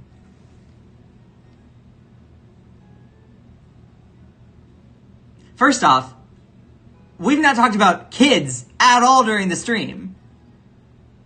You're the one bringing it up. Maybe I should ask you to leave the kids alone. Secondly, me sharing the news, then sharing my opinion, is not lying. Just because you don't like the objective reality of what's happening, and just because you don't like my approach or viewpoint, doesn't make it lying. Lying is stating something that objectively isn't not true. What Donald Trump does all the time. You hate lying? Take it up with him. Go talk to Donnie. I'm still LOLing. I hope you're LOLing at my comments because I think I'm hilarious. Anyway, let's get to this story here. Please make sure to send some likes. This guy is making crap up. Yeah, because it's making crap up by literally reporting on news that has happened. Sure. And then you say that I'm mentally ill. Girl, bye. Okay. So, we live in 2026, obviously. And, stories like this don't even get reported on. Because there's so much crap that happens on a daily basis that something that would have shocked people years ago is just seen as, okay, normal Tuesday. So, Tulsi Gabbard, I did not even know this. Our Director of National Intelligence actually recently resigned. Did you know? On Friday, she actually decided to resign. So, Director of National Intelligence Tulsi Gabbard announced on Friday that she would resign, saying that her husband, Abraham, has been diagnosed with a rare form of bone cancer. At this time, I must step away from public service to go be by his side and fully support him through this battle. Aww. Also, that seems pretty opportunistic. Tulsi Gabbard has not been happy with the Trump administration for a while, so it's probably a combination of a lot of different factors. Gabbard, who represented Hawaii as a Democrat in Congress from 2013 to 2021, has been, from the start, a polarizing and intensely conspiratorial figure and a curious choice for the role. She grew up in a spiritual movement in Hawaii called the Science of Identity Foundation, an offshoot of Kirshner that some critics and ex-members have dubbed a cult. Interesting. A Gabbard spokesperson has said such criticism is founded in amounts of Hindu phobia. I cannot speak on that. Each time she's been considered for a more substantial role during her 2020 presidential campaign, observers have debated how her upbringing has influenced her beliefs. Over her career, Gabbard has shown a special spot for the world's autocrats. In 2017, she secretly met with Syrian President Bashar al-Assad, going on to say that she was skeptical that Assad had carried out a chemical gas attack on his own people. Oh my God. There's responsibility that goes around, she vaguely observed to CNN's Wolf Blitzer in a response to a question about whether she believed Assad, in Blitzer's words, bears any responsibility for the horrific deaths of his own country. Assad is believed to have carried out a widespread systematic gas attacks against Syrian people, according to Human Rights Watch. Gabbard is also harshly criticized and critical of Ukraine, preceding Russia's invasion. Imagine like somehow getting mad at the victim of an invasion. Like, girl, what? Claiming the invasion could have been avoided if NATO and the Biden administration has acknowledged what she called Russia's legitimate security concerns. Russia's legitimate security concerns to what? Take over another country? That's stealing. That's not security concern. That's not security concern. Imagine if I were to then say it's a security concern for me to then want to acquire the apartment next to me. These people right next to me. Be like, oh, it's a security concern for me to just acquire that apartment. That would require me going in, trying to kick the person out. Like, imagine. These people are crazy. And they are in roles in government. Like, anytime you think, oh, well, maybe I'm not smart enough. Maybe I'm not good enough. Maybe I'm not eloquent enough. Maybe I'm just not ready yet for government. No, please run. Please do something. Because this is the craziness that we have instead. We could do so much better. You could do so much better. Anyone in the chat here, I guarantee that we could do so much better. Like, oh, geez Louise. After she was appointed Director of National Intelligence, Gabbard quickly sought to curry favor with Trump, accusing the Obama administration of a treasonous plot against Donald Trump during the 2016 election. But she fell out of favor with the president, and by April of this year was reportedly not invited to strategy meetings on the Iran war. Gee, I wonder why. Because Tulsi Gabbard, credit to her, was like, it doesn't look like Iran is building a nuclear weapon. Here, I'll even show you. Tulsi Gabbard, Iran not building weapon.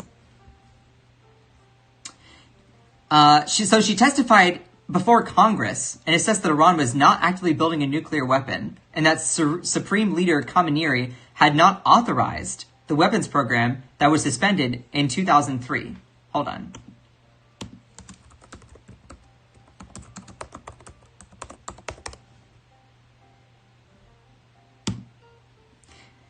Tulsi Gabbard needed a Trump exit with integrity and principles intact. Director of National Intelligence resigned from her position on Friday after months of simmering tensions with President Donald Trump over the Iran war. Officially, Gabbard said she made the decision to leave because her husband is suffering from rare throat bone cancer. But reports are already saying that she was squeezed out. Some would have preferred she resigned in protest, like her former colleague Joe Kent. We talked about him. Still, there is a general consensus among her supporters that she had been sidelined for not kowtowing to the pro-Iran war line, and that it's better to leave with one's own dignity intact than to toil away ineffectually in what may be a sinking ship. It is not clear if she resigned from moral protest or familial duty or was ousted. It's likely an admixture. I mean, that's kind of what I said. Kurt Mills, executive director of the American Conservative, told Responsible Statecraft. I agree with that guy. Interesting. Regardless, as more explicit example set by Joe Kent, the principle is clear. Anyone of influence in this administration, with the exception of the vice president, who can become the president and halt this nightmare, whose seat is continued constitutionally guaranteed, and who opposes its most serious and most grievous decision, the war with Iran, should have resigned yesterday. He added ominously, Gabbard wasn't in the room at any room, and there is no power or glory in sitting in a waiting room for no reason. And at one point, Tulsi Gabbard testified before Congress, basically saying that Iran was not building nukes, that Iran was not building them. She was like, yeah, there's no intelligence to show. The words. The intelligence community assesses that Iran is not building a nuclear weapon and that Supreme Leader Khamenei has not authorized the nuclear weapons program that he suspended in 2003, she told the committee bluntly. Gabbard was echoing an assessment that the U.S. intelligence agencies have been making since 2007. So she's the lead intelligence official appointed by Trump, and she goes before Congress in 2025 was like, yeah, they're not building a nuclear weapon. Iran's not building one. Yet, despite this testimony, most of the committee members have issued statements over the past days and weeks that have entirely ignored this assessment, instead painting a picture of an Iran speeding towards a nuclear bomb and Israel's self-proclaimed preemptive war against Iran as unavoidable and understandable act of self-defense. So there's like Israel trying to claim that, oh, we need to bomb Iran as a way of self-defense when you are the one going on the offensive in order to do that. Like, girl, bye. These people think Americans are dumb, and every single time you fall for their propagandic lies, you prove them right. So don't do that. Let's see, where was I? Where did I want to go?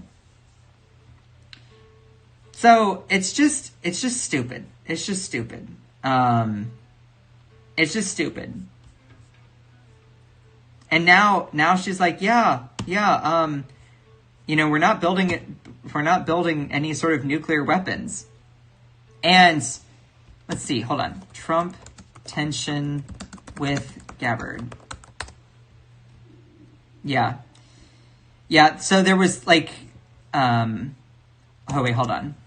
I don't care what she said. Trump on Tulsi Gabbard. At one point, Donald Trump was like, I don't care. I don't care what she said. I don't care. Yeah. Trump says Intelligence Director Tulsi Gabbard is wrong about Iran's nuclear program. In March, Gabbard testified before Capitol Hill that, hey, doesn't look like Iran's building any nuclear weapon. And when the president arrived in New Jersey, this is in the past, a reporter asked him, what intelligence do you have that Iran is building a nuclear weapon? Your intelligence community, meaning the Director of National Intelligence, Tulsi Gabbard, has said that there's no evidence that they are at this point. Trump goes, well, my intelligence community is wrong. Who in the intelligence community actually said that? Who said it? Your Director of National Intelligence, Tulsi Gabbard, the reporter answered. Oh, she's wrong. She's wrong. I had a hunch. It was based on my left nut. I had a hunch. I don't care what she said. I think they were very close to having one. In a post on X, Gabbard accused media outlets of taking my testimony out of context. What? America has intelligence that Iran is at the point that it can produce a nuclear weapon within weeks, if they decide to finalize the assembly. Okay, girl, what? Hold on. Now you're like a flapjack, because now you're completely turning it around. Like, what? How in the world are you taking it out of context? Iran continues to seek expansion of its influence in the Middle East, despite the degradation to its proxies and defenses during the Gaza conflict. Iran has developed and maintains ballistic missiles, cruise missiles, and UAVs, including systems capable of striking U.S. targets and allies in the region. Tehran has shown a willingness to use these weapons, including during a 2020 attack on U.S. forces in Iraq and in attacks against Israel in April and October 2024. Iran's cyber operations and capabilities also present a serious threat to U.S. networks and data. The IC continues to assess that Iran is not building a nuclear weapon, and Supreme Leader Khamenei has not authorized the nuclear weapons program that he suspended in 2003. The IC continues to monitor closely if Tehran decides to reauthorize its nuclear weapons program.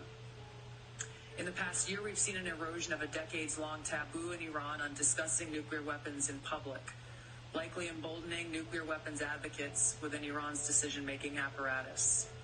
Iran's enriched uranium I'm sorry. I'm just looking at this senator, and he's just like, look at this guy. This is Angus King. He's an independent from Maine. Okay, just look at this guy. He's like, bless him. For a state without nuclear weapons. Iran will likely continue efforts to counter Israel and press for U.S. military withdrawal from the region by aiding, arming, and helping to reconstitute its loose consortium of like-minded terrorists and militant actors, which it refers to as its axis of resistance. Okay. Wait a minute. So you said that the IC continues to assess that Iran is not building a nuclear weapon, right? Got it. Okay. Then, you're basically saying that, America has the intelligence that Iran is at the point it can produce one if they decide to do that. Okay, yes, sure, but you assess that they are not. And then she's trying to use that as a way to deflect from Trump basically saying that she's wrong. Like, And it's so funny because at one point, Tulsi Gabbard was trying to make the argument, and I don't have the source to pull it up here. She was trying to make the argument that, I'm there to give Trump all of the information, and it's up to him to decide what to do. Which, sure, but also you are an advisor to the president. You should advise him on what to do. You should advise him not to bomb Iran. That didn't really go over well if she did, but nevertheless, I find it astounding because Tulsi Gabbard now has decided to resign to look after her, I guess, ailing husband, which is honorable. But I also think that, she was kind of ousted just because, Trump was not a big fan of hers. So, Reuters reports that Gabbard was forced out of the White House, a claim a spokesperson denied. Nonetheless, for months, rumors have swirled that she'd be dismissed over differences with Trump over the Iran war. One of the most outspoken had been Laura Loomer, the far-right provocateur and close confidant of President Trump, who claimed since earlier this year Gabbard would be gone before the midterms, a prediction that proved to be correct. Gabbard's departure follows a slew of others. She's the fourth woman to leave the Trump administration in the following months. Oh, yeah. That's right. Yeah, she is the fourth woman. No, I do not want to see an ad for full spectrum rejuvenation or whatever. Rejuvenation, no ma'am. Yeah, she is the fourth woman. Pam Bondi, ousted because she became a liability with the Epstein files. Homeland Security Secretary Kristi Noem became a liability with her approach to ICE, ousted. Labor Secretary Lori Chavez DeRemer, who actually decided to step down. She decided to step down to I guess she was doing something with her family, but actually that's something I should look into. Maybe we'll look into it after this. And now you have Tulsi Gabbard. That's interesting. All the women are like, ooh. Next is going to be maybe what's her face? Susie Wiles, Trump's chief of staff. Who knows? Where's Susie? The moment Gabbard's resignation letter hit the internet, that speculation began. The great Tulsi Gabbard, let's be blunt, got fired. Former Trump advisor Steve Bannon declared on his show. Oh my God. Yeah. So Tulsi Gabbard, who had her office raided just week before she was set to disclose classified documents on JFK and MK Ultra last week, will now be stepping down to take care of family matters. Tweeted Rebecca Worsham, a conservative online political commentator who calls herself the Patriotic Blonde. Okay. Interesting. So there's a lot more that's going to come out about Tulsi Gabbard, but we'll see. I appreciate every single one of you. Please make sure to send some likes. If you're enjoying the stream, please make sure to subscribe. Otherwise, you will have bad luck for the rest of the day. I put a curse on you. People say that I'm a crazy person. Well, they're right. So, alrighty.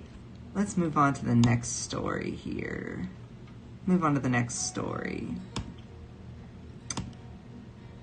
Let's talk about polling. I have even more things to get to today.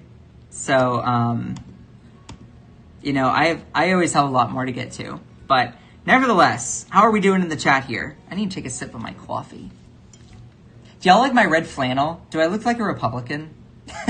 Do I look like a MAGA person? I don't even know how many people we have in the chat, and you know what? I've started doing this thing where I don't care about viewer count.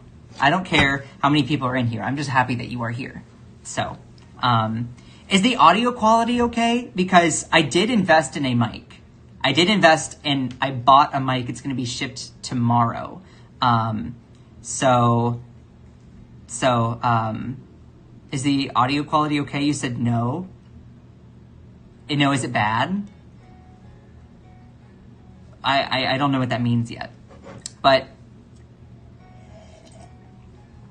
you know, Caroline Levitt got pregnant on purpose to run from the train wreck that DC has become. That's hilarious.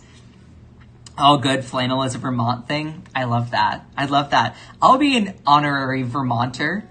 The audio sounds fine for me. Okay, cool. I mean, it's going to improve even more with the mic coming in. So that's exciting. My husband has that exact shirt. Okay. All right, Jay Harrison. Then where is it from?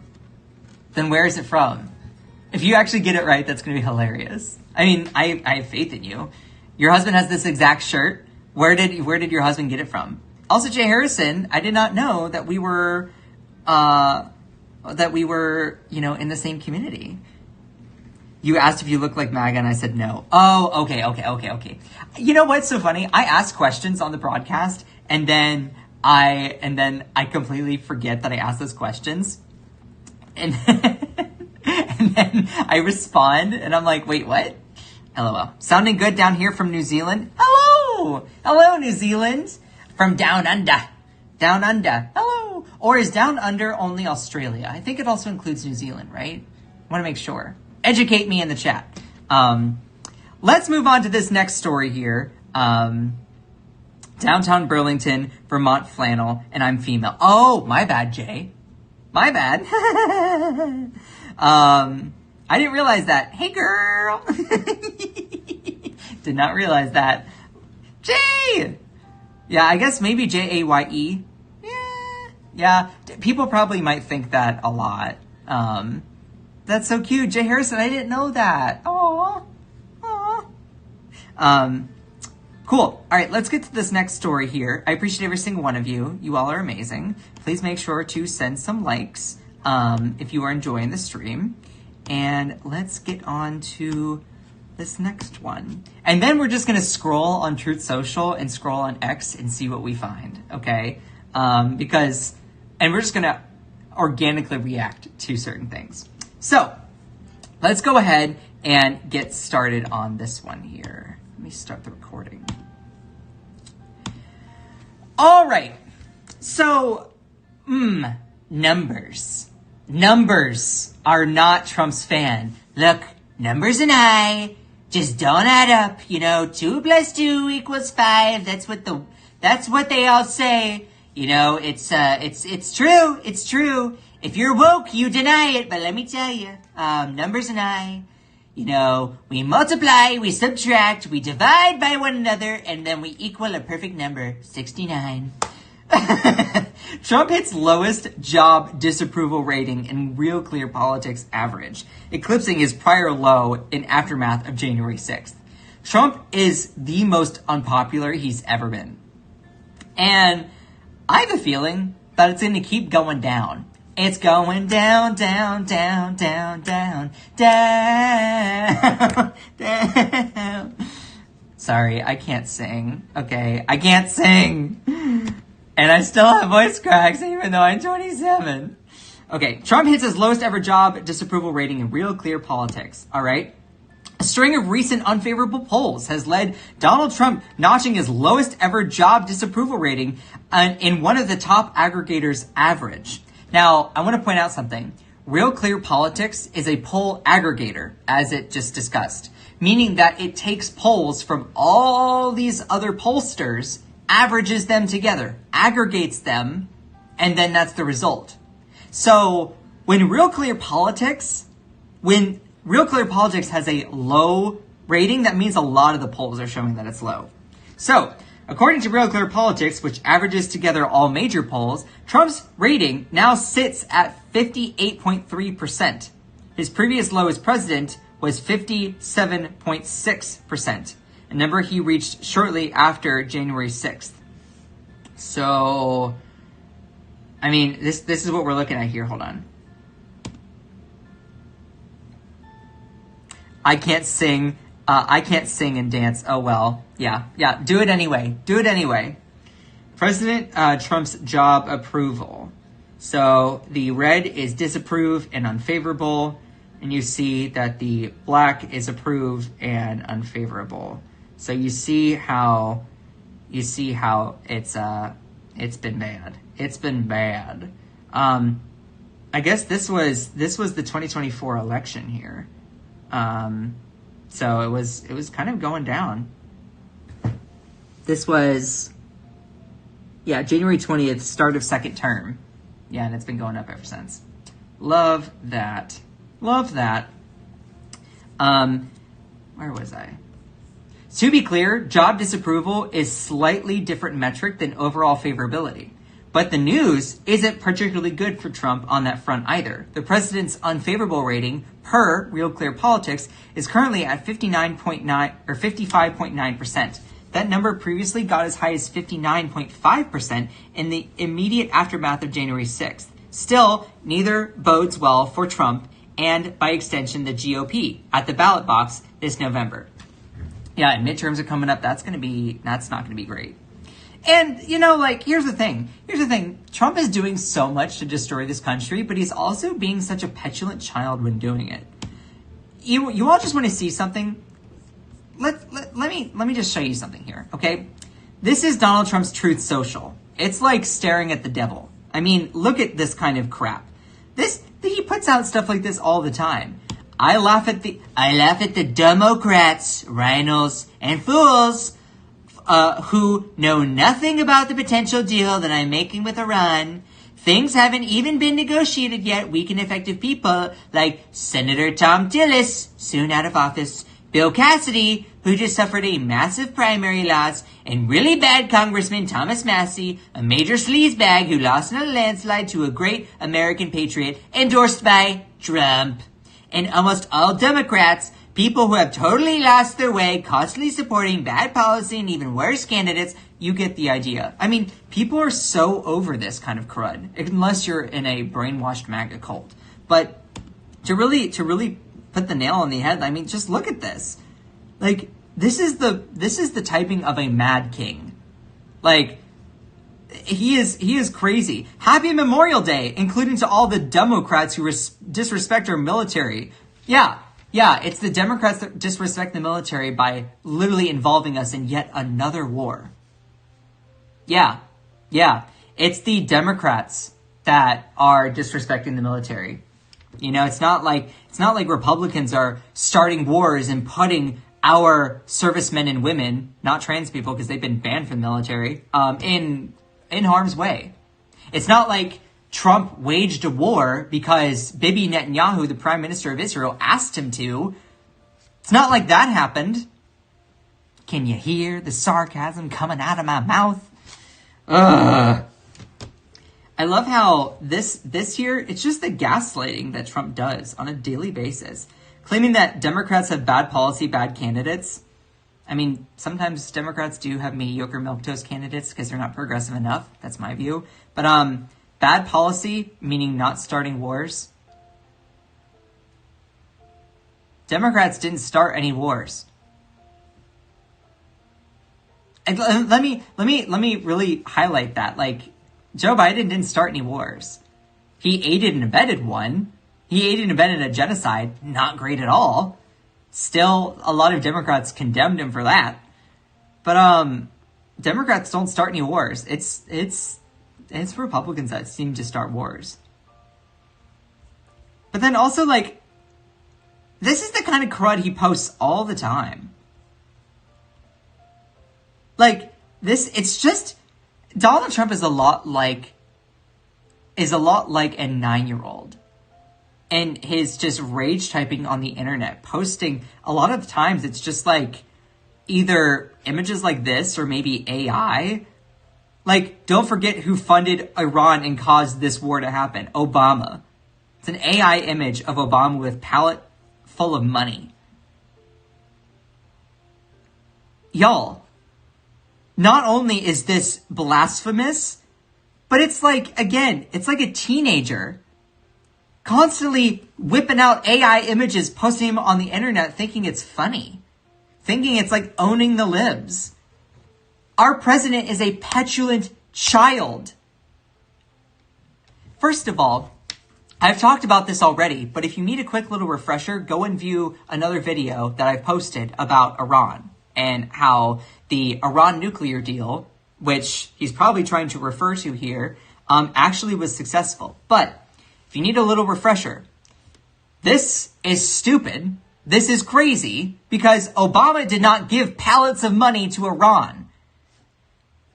Instead, the Iran nuclear deal, if you need a little summary, what it did, what Obama had negotiated was, okay, Iran, we cannot allow you to have a nuclear weapon.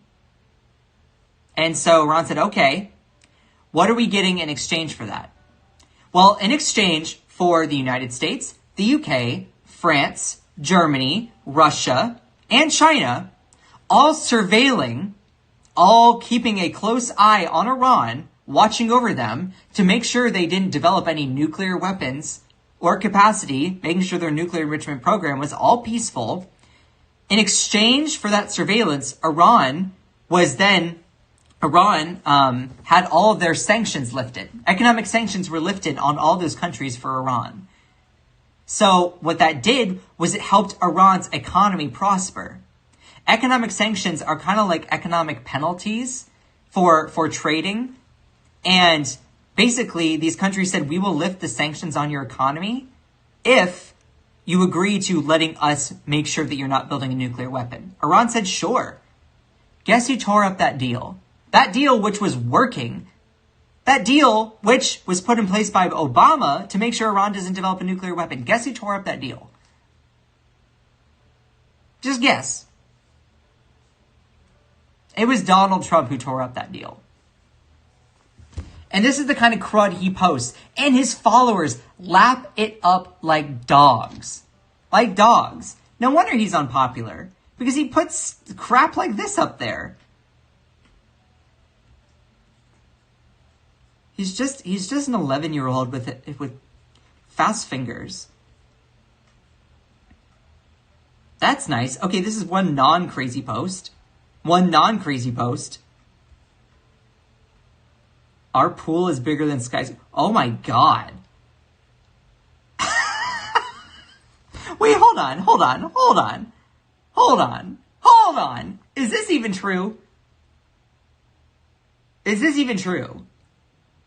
Like, is the Lincoln reflecting pool? This is the kind of crud and vitriol Trump posts on a daily basis. I'm sorry. He is an 11-year-old inhabiting an 81-year-old's body. Like, ew. Is this even real? Hold on.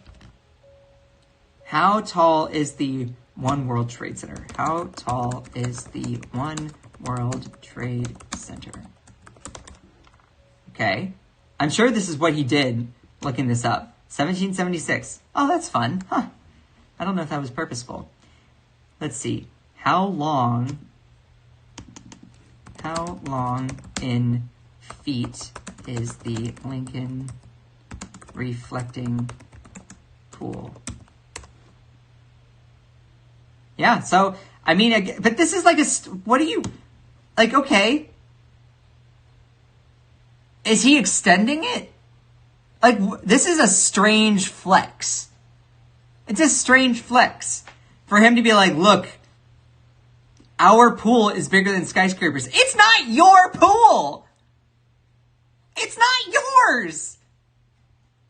He's bragging about redoing the Lincoln reflecting pool and it being taller than the World Trade Center. Okay. But I'm sorry. Did I miss the point where you acquired the property, the government property of the Lincoln reflecting pool individually, personally, as Donald Trump? Did you acquire it? Our pool, our Lincoln reflecting pool is bigger than skyscrapers. Like, what is What is he trying to point out with this? Like, this is the kind of crap that he posts. This is our president. That's kind of cute. I mean, it's a lot of American flags, but that's kind of cute. Again, another stupid thing. It's not pallets of cash, you idiot. Oh my God. He's an 8-year-old with fast fingers. Just puts out endless amounts. Yeah, and this is just embarrassing. He posts, oh look, I'm a deal maker. Donald Trump literally posted something that says, trust Trump.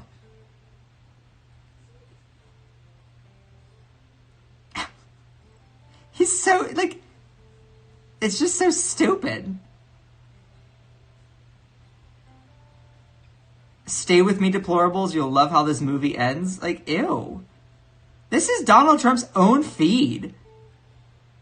The man who saved America. Save it from what? Now, you say, okay, well, is this Donald Trump posting all this? I don't know. Or is it maybe his people? But regardless, it's being posted. Look at this crud. Ew. I'm not gonna lie, this of Hillary is kind of hilarious.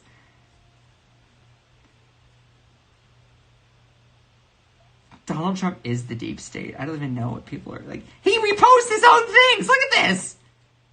God, she's Louise. Like, God, he's so embarrassing. He's so embarrassing. Anyway. It's just so embarrassing.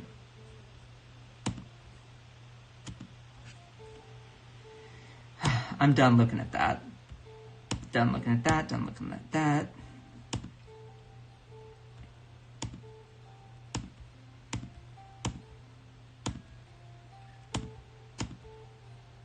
This is really, really wholesome. I'm not going to do a whole story on this, but I just want to point out AOC apparently is taking steps towards the White House campaign.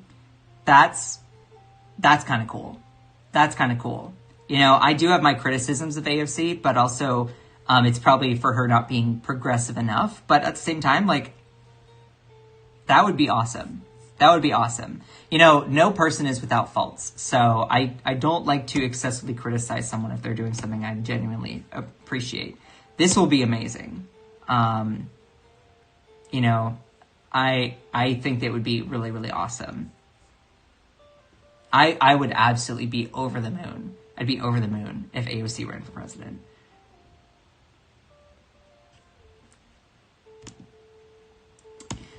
You know what I want to do? Let's just, the last little bit, okay? For the last little bit of the live stream, I just want to go through and just scroll on Twitter. Let's just scroll on Twitter and see different things. Let's see what we find. Or scroll on X, whatever it's called. Make sure to send some likes. I appreciate every single one of you. Y'all are awesome. Let's go ahead and just scroll on here and see what we find. Oh my God, what? Trump says the Presidential Medal of Freedom is much better than the Congressional Medal of Honor because the Medal of Honor is for people who are in very bad shape because they've been hit so many times by bullets or they're dead, while the Medal of Freedom is for healthy, beautiful people. He's so effing disgusting. I have to say, Miriam, I watched Sheldon sitting so proud in the White House when we gave Miriam the Presidential Medal of Freedom. That's the highest award you can get as a civilian. It's the equivalent of the Congressional Medal of Honor, but civilian version. It's actually much better because everyone gets the Congressional Medal of Honor. That's soldiers. They're either in very bad shape because they've been hit so many times by bullets or they're dead. She gets it, and she's a healthy, beautiful woman. And they're rated equal. I have to say, Miriam... How? If anyone has served this country, put your body on the line, how is that not insulting? Genuinely. How do you look at that and think that's okay?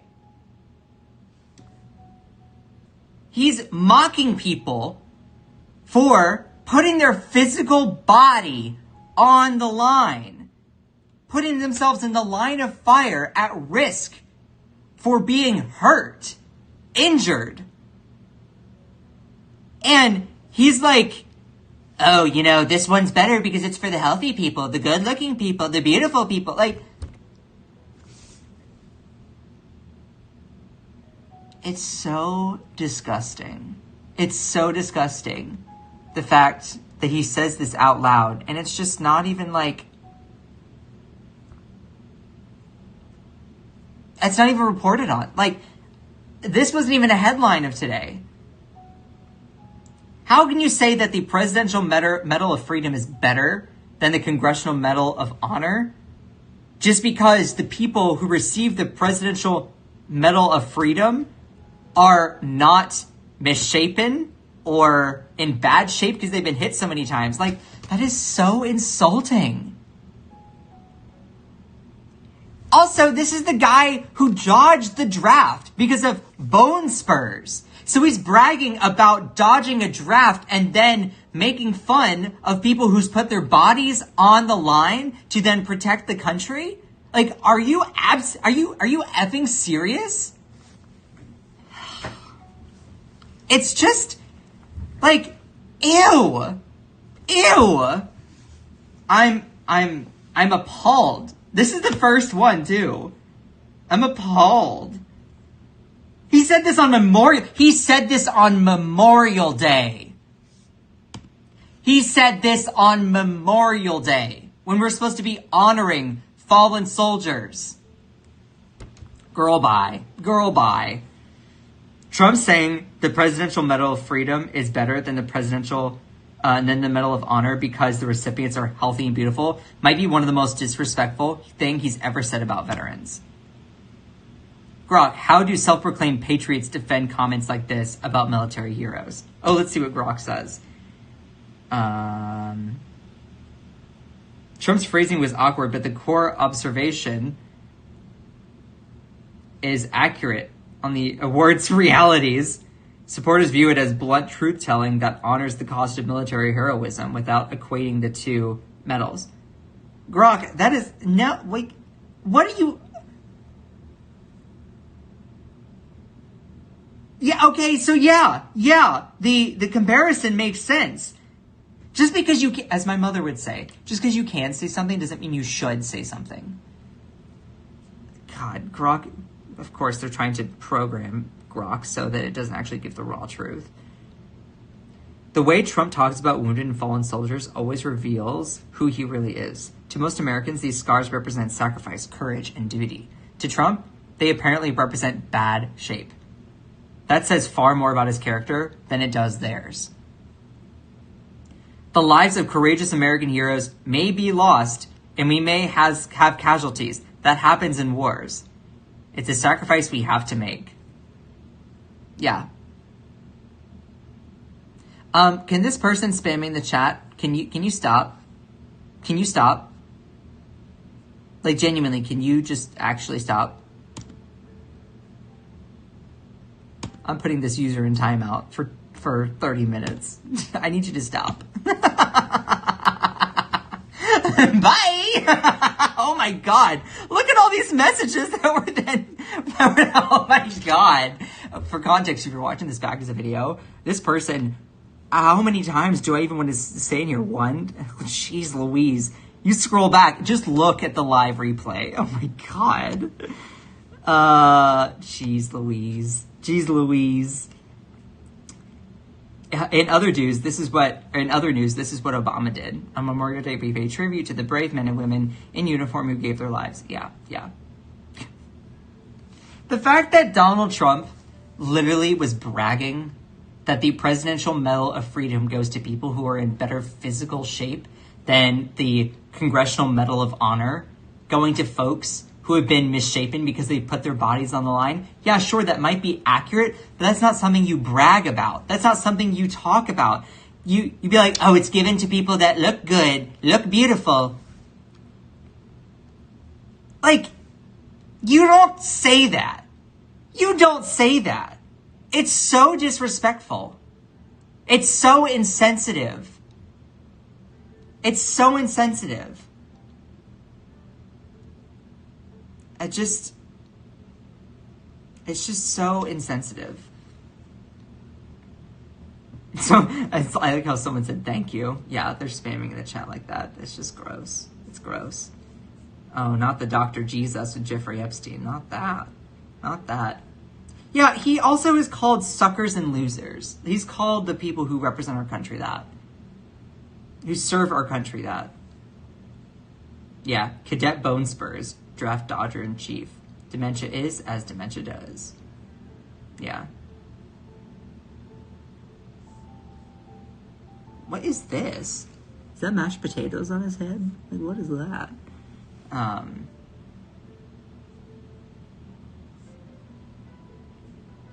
Anyway, I can't believe that was even the first one. That's just disgusting. That's disgusting.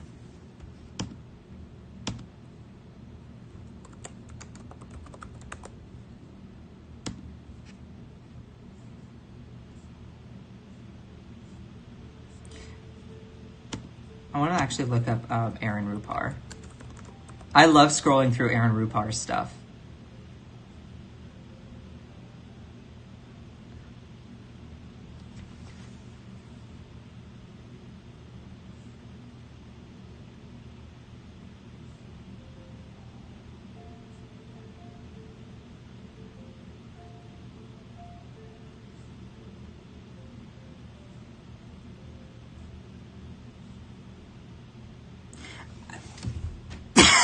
Oh my God. What is this? The president posts an image of Iran as a U.S. state. What? What? What?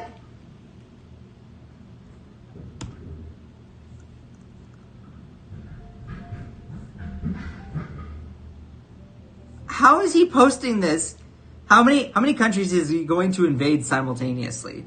Iran, Venezuela, Cuba, Greenland, Somalia, Panama, Canada, South Africa. What's next? The moon? The sun? This is blatant imperialism. LOL. Oh my God. Political imagination cannot replace geographic reality. Trump tried to rename Iran as the United States of the Middle East. God. Does he want all those countries to become part of the United States? Last week was Venezuela. Yesterday it was Greenland. And a few months ago it was Canada. It's just... This guy is such a clown. Such a clown. The United States of the Middle East. Like, here's the thing. Put the shoe on the other foot for a second. I'm going to expand my screen. Put the shoe on the other foot for a second. If France, if Saudi Arabia, if Djibouti, Angola, Liechtenstein, Norway, any other country, and their leader were to make a post like that and make the flag cast over the United States, Trump would lose his effing mind. He would lose his mind. He might even view it as a provocation for war. And then somehow, economically sanction them, punish them, throw these tariffs on them, threaten them, try to claim that they're a part of the woke globalist elite or something.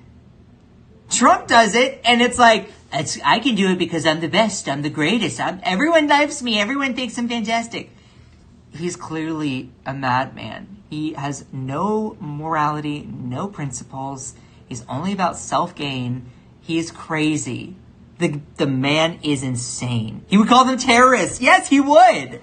He would. He would say it's inciting violence. So Donald Trump does it, and it's like somehow okay. Girl.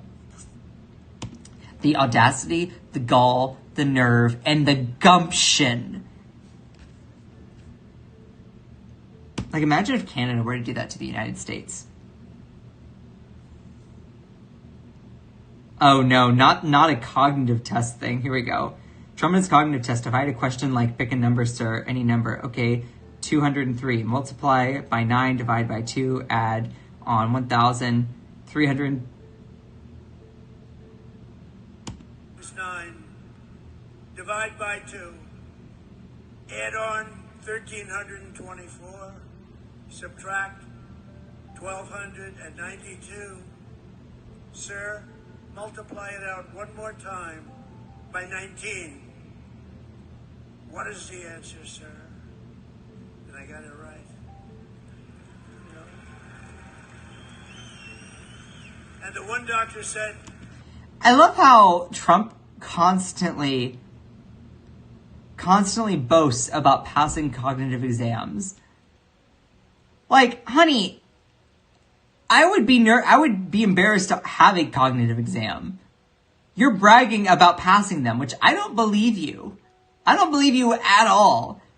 Bragging about meeting a minimum threshold is a choice. It is a real big choice.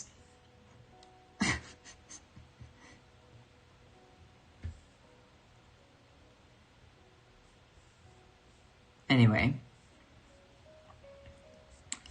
I need to end the live stream today. I'm kind of tired, so I appreciate every single one of you. You all are amazing. Thank you all for being here. Y'all are incredible. I am investing. I already bought a new mic, so I will be using that. I don't know if it's going to come in today or tomorrow, but hopefully soon. So shout out to my amazing moderators for maintaining and keeping the space safe. Y'all are awesome. I cannot do this live without any of you all being here. If you enjoyed the live, please make sure to subscribe. I do this to try and inform everyone about what's going on, and try to give people a little bit of information. And I do share my opinion. You know, you don't have to agree with my opinion. That's fine. I hope you do, but you don't have to. You're not entitled to. I'm just going to share the information, and I appreciate every single one of you. Scott, if you make a gamer channel, you should call it Progressive Gamers so peeps don't bounce into the channel and keep acting like they're surprised. The chat will be a mess, but engagement high. Jay Harrison, you know, I need to get your personal information. We need to connect. We need to connect. And I, like, genuinely, I want to share my personal number with you because I want to talk with you. You seem awesome. So I definitely want to do that. I definitely want to get more into gaming too. I'm not even gonna lie. I think I would be a hilarious gamer. I think I'd be a hilarious gamer because I'm like, I'm not good. I'm not good at games. I'm not good. I mean, I'll try to like improve, but I genuinely think that I would be entertaining. Just me trying to go through and figure it all out, you know, I think it would be hilarious. I actually, truth be told, I like watching gamers that have channels that are not good because I find it so funny. So anyway, have a wonderful day. Thank you. Oh, thank you. Great stream once again. Thank you, Miriam, Bubbly Tortilla. That's a fun name. Cantiguin. And Jay Harrison, Akicha, y'all are all amazing. So, anyway, I appreciate every single one of you. Please go check out the content that I will be posting here soon. I am going to be changing up my my setup here. So it is a work in progress, but please make sure to support the channel. Subscribe. Otherwise, you will have bad luck for the rest of the day. And we can't have that. Anyway, I love all of you. Just remember that you're beautiful, you are loved, you are valid, you are strong, and you are fierce. Don't let anyone or anything or any algorithm ever dim your shine. I love all of you so much. Bye!